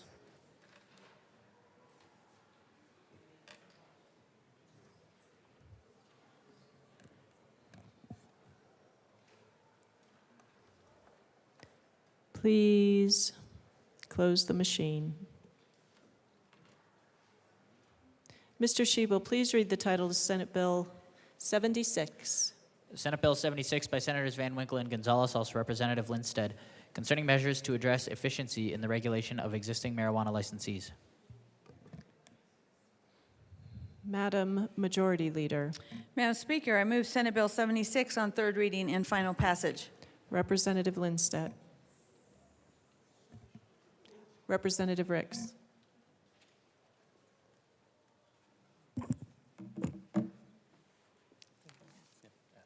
Representative Ricks. Madam Speaker, I ask for permission to run a third reading amendment. Please briefly explain. Representative Lindstedt. You're going to speak. Thank you, Madam Speaker. Yesterday we had quite a lot of debate and discussion about this bill and how we could improve the social equity processes under the title. We could not get to a deal during second reading yesterday, but I stayed up pretty late last night with Representative Ricks and our stakeholders, and we have come to an acceptable agreement on all sides to move some really, really important changes forward. So I would ask for an aye vote on this motion to allow for a third reading amendment. Seeing no further discussion, the motion before us is permission to run a third reading amendment on Senate Bill 76. Mr. Shebel, please open the machine and members proceed to vote.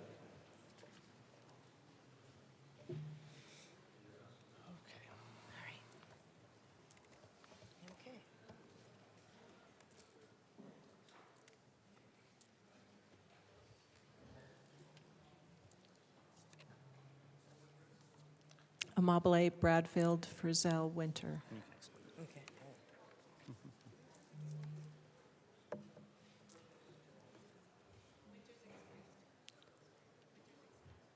Winter is excused. Please close the machine. With 52 aye, 9 no, 4 excused, Senate Bill 70, permission to run a third reading amendment is granted. Representative Lindstedt. Thank you, Madam Speaker. We move L34 to Senate Bill 76. And ask that it be properly. And ask that it be properly displayed.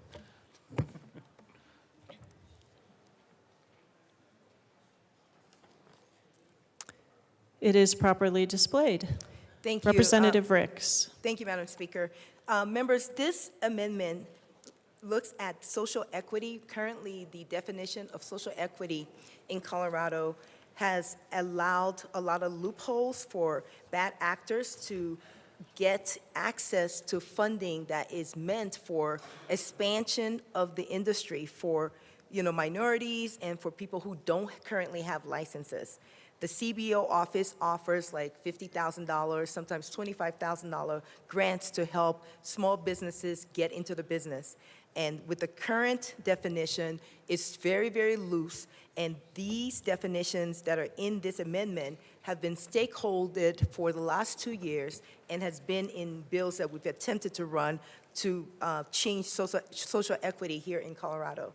And so we're very thankful to the sponsor for allowing us to get this in here because it's going to tighten it up going forward and ensure that the people who have been impacted by the war on drugs are really the ones who will be having access to social equity, and that the true intent of social equity will be felt in Colorado versus people who have 20 licenses and they're still trying to be social equity, which doesn't make any sense.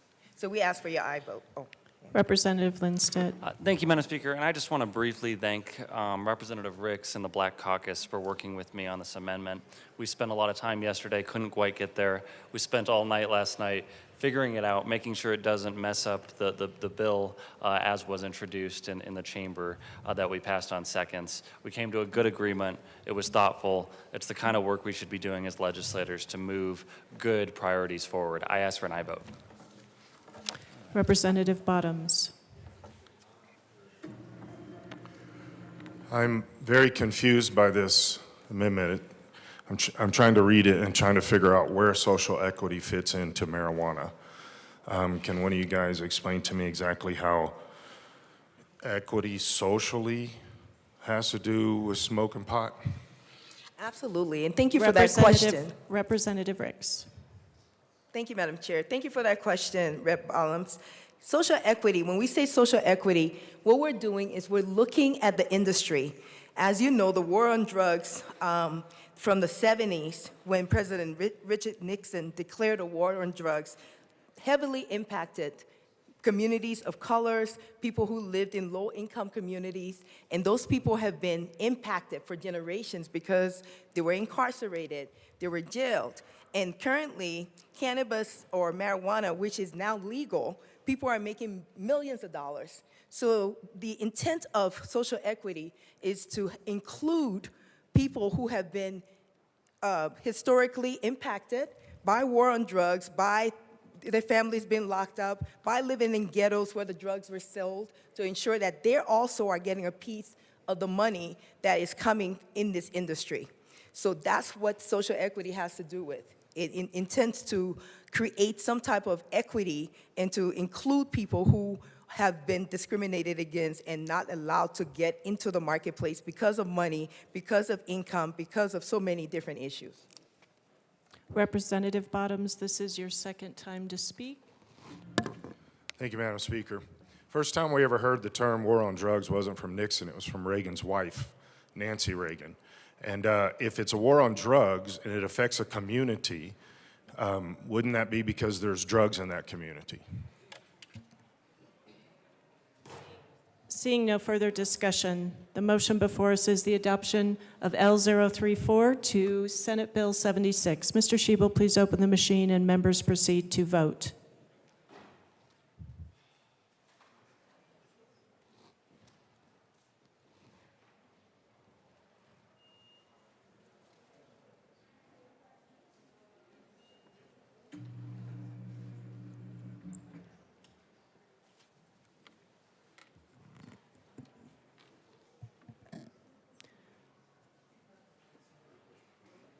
Bottoms, Froelich.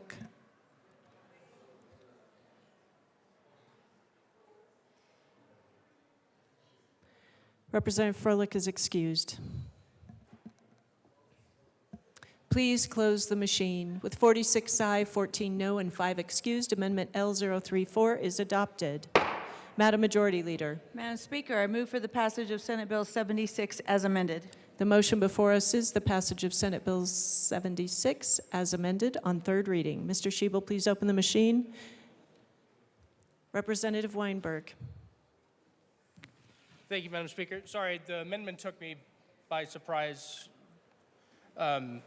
and I was going to speak to it, but I was just doing some double checking because I don't want to come down here and say something that is not factual. The bill as amended right now, there's no way to audit it in any way, shape, or form through the amendment that was just put on. So social equity, if it's being taken advantage of, the department is not going to ask for tax returns or anything else. There's no way to prove it in any way. So I don't know why we amended it. I get the intention, but it just, there literally is no way to do it. So I don't know why it was amended that way. The department is not going to do it. So the bill as amended right now is going to put more work for the agency that's just not going to be able to accomplish it. So just wanted to say that. Thank you. Seeing no further discussion, the motion before us is the adoption of Senate Bill 76 as amended. Mr. Shebel, please open the machine and members proceed to vote.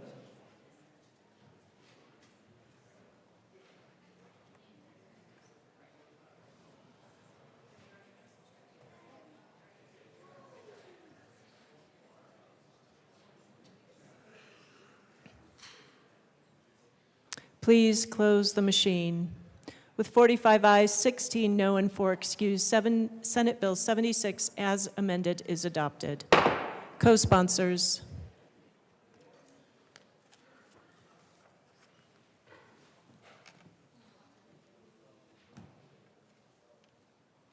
Please close the machine.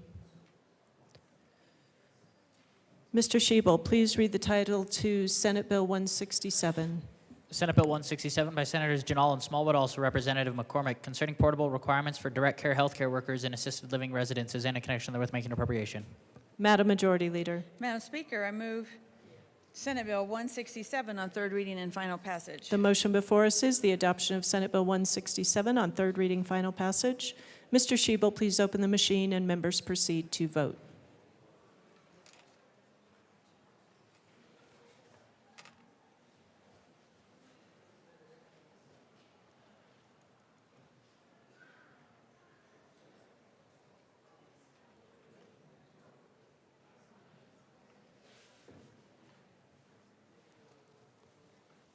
English, Evans, Frizzell, Weinberg, Wilson.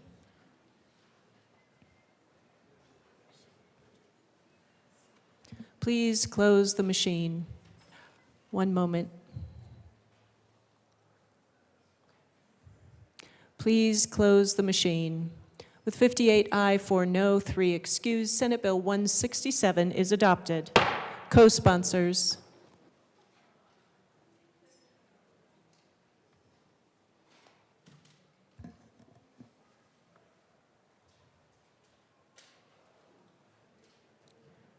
Please close the machine. Mr. Shebel, please read the title to Senate Bill 216. Senate Bill 216 by Senators Cutter and Michelson Janae, also Representatives Joseph and Hamrick, concerning standards that public libraries are required to include in policies regarding library resources. Madam Majority Leader. Madam Speaker, I move Senate Bill 216 on third reading and final passage. Representative DeGraff.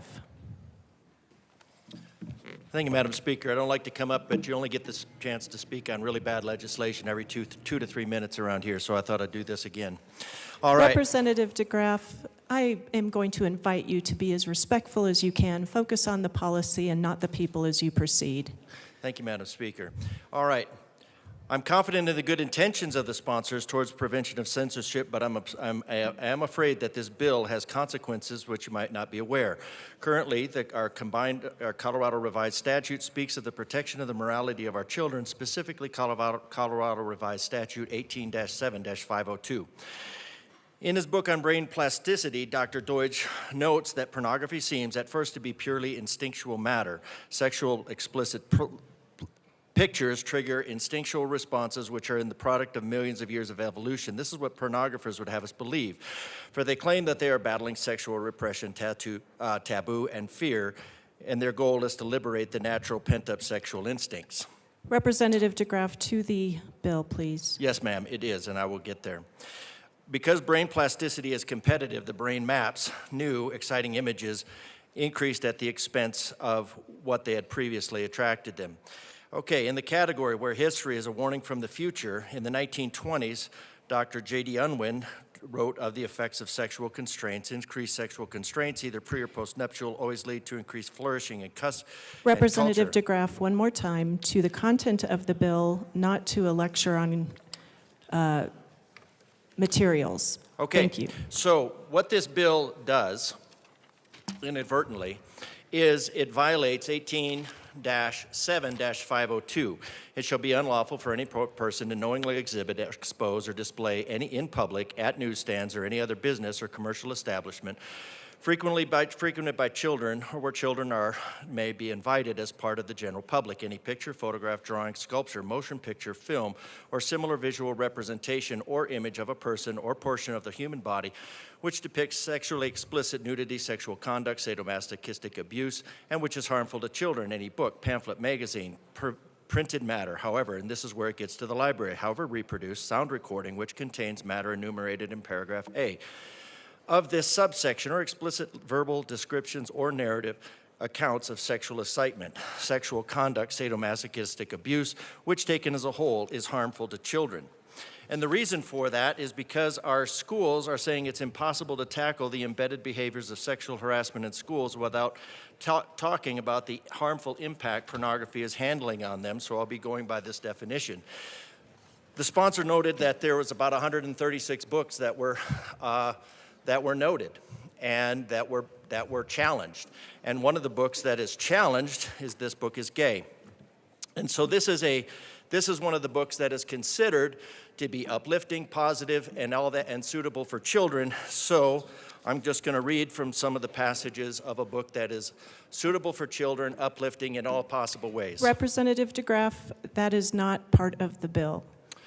Ma'am, this is one of the books that was specifically noted by the sponsors as it would be protecting, and the bill makes it so that the bill inadvertently makes it so that parents are not allowed to challenge the content of these books. So a text, which is this, without context, is pretext. And we have a bill that is saying that it's precluding censorship, but what it is protecting, actually, along with some of the other books that may or may not be okay, it is protecting a book, which I just thought I would read a few passages out of, because they are considered because they were found to be in school libraries and Pikes Peak Library District in audio and ebook. So it's suitable for children, and I just wanted to give everybody a taste of what this bill is actually protecting. So I don't know how, when the sponsor said this is about protecting 136 books, this book is on that list, and this legislation is intended to keep this book in libraries and preclude it from being reviewed. So it is specifically to the book. How sex apps work, a book that is included as referenced in here, and specifically set aside so that parents may not challenge it. How Sex App works, upload a tiny picture of yourself to the app. The app works out your location. The app tells you who the nearest homosexuals are. You chat with them. Yet, because you are near, it is easy to meet up with them. If you are looking for ubiquitous fun, the words sex, shag, the F word, ironically, are banned from this sex app. Be upfront about it, then no one's feelings get hurt. The sex app debate. They're sold to us as social networking apps, but we all know what they're really for.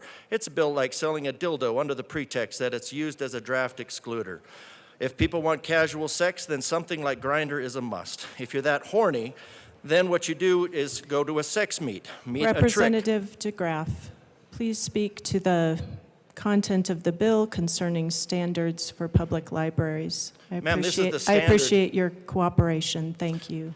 Ma'am, this is the standard that the bill speaks to. The standard speaks to protecting this literature. And I don't know why, when the library is that this bill is specifically set aside to talk about whether, if you're that horny, you want to go to a sex meet and meet a trick in public. Representative DeGraff, we will stand in recess.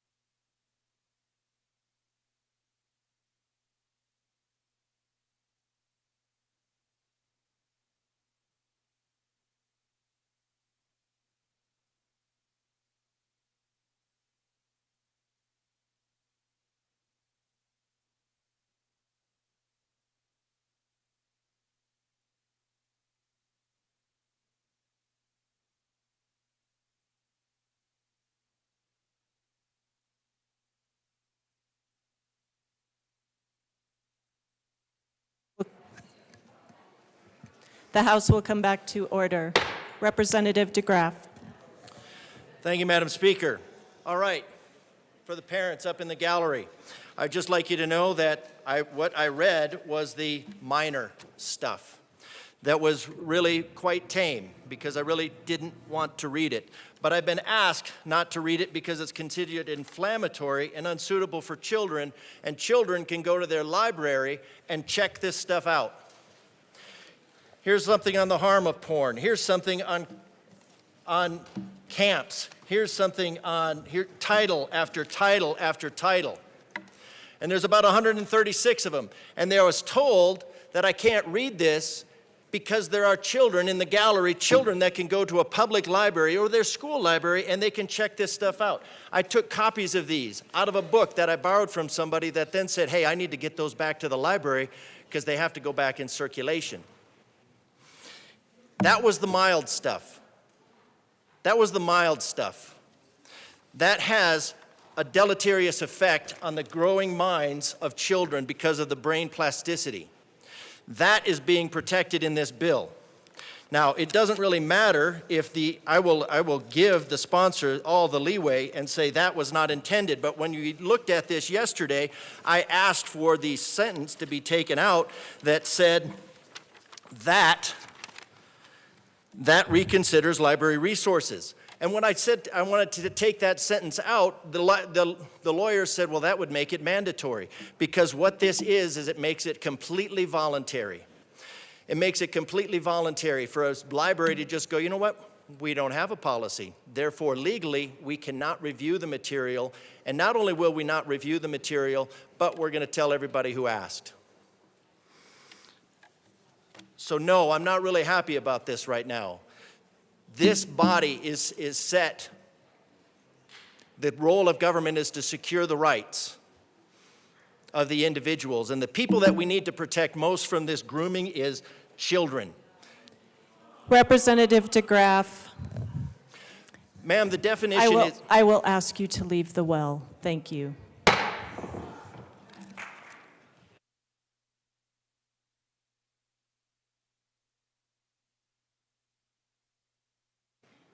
The question before us is the adoption of Senate Bill 216 on third reading and final passage. Mr. Schiebel, please open the machine and proceed to vote.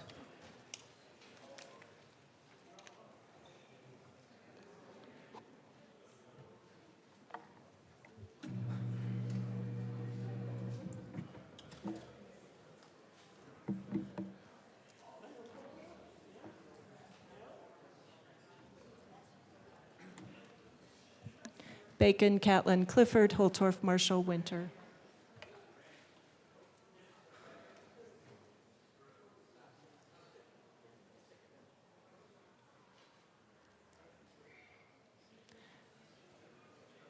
Clifford is excused. Please close the machine. With 43 aye, 18 no, and 4 excused, Senate Bill 216 is adopted.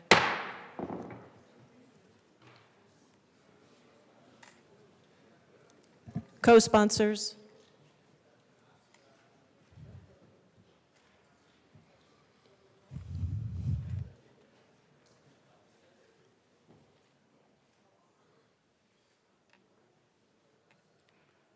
Please close the machine.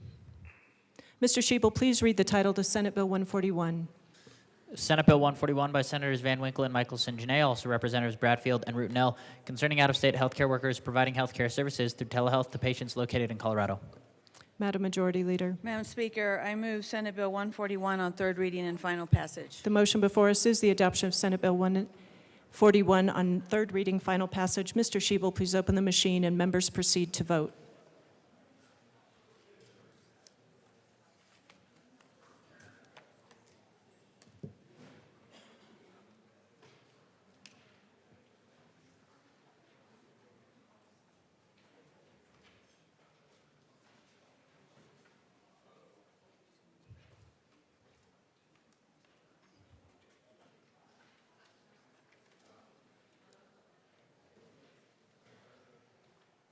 Garcia, Soper, Young.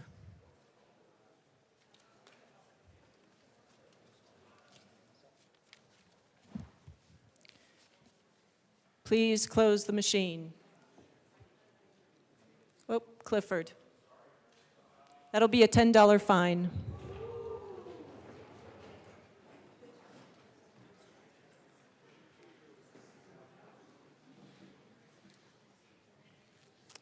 Please close the machine. With 62 ayes, 0 no, 3 excused, Senate Bill 141 is adopted. Co-sponsors.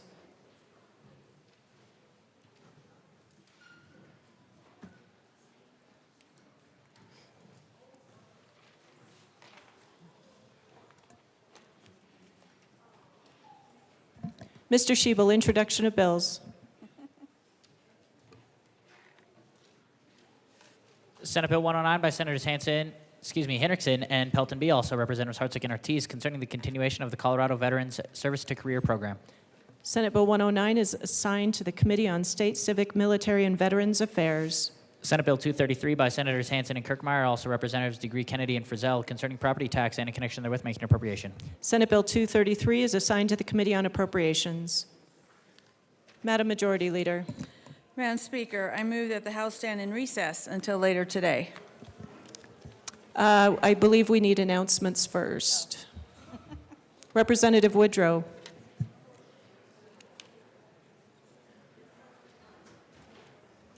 Thank you, Madam Speaker. Colleagues, State Civic, Military, and Veterans Affairs will be meeting in room 107, 10 minutes upon adjournment to hear SB 24-232 and SB 24-109 and any other bills that may be referred to the committee. Thank you. Thank you. Representative Sirota. Thank you, Madam Speaker. House Appropriations will meet upon adjournment of House Finance and House State Affairs to hear any bills that may be referred to House Appropriations. Thank you. Representative Snyder. Thank you, Madam Speaker. House Finance will meet at 11:45-ish down in 112 to hear 3 bills, 228, 231, and 095. Thank you. Thank you. The House will stand in recess until later today.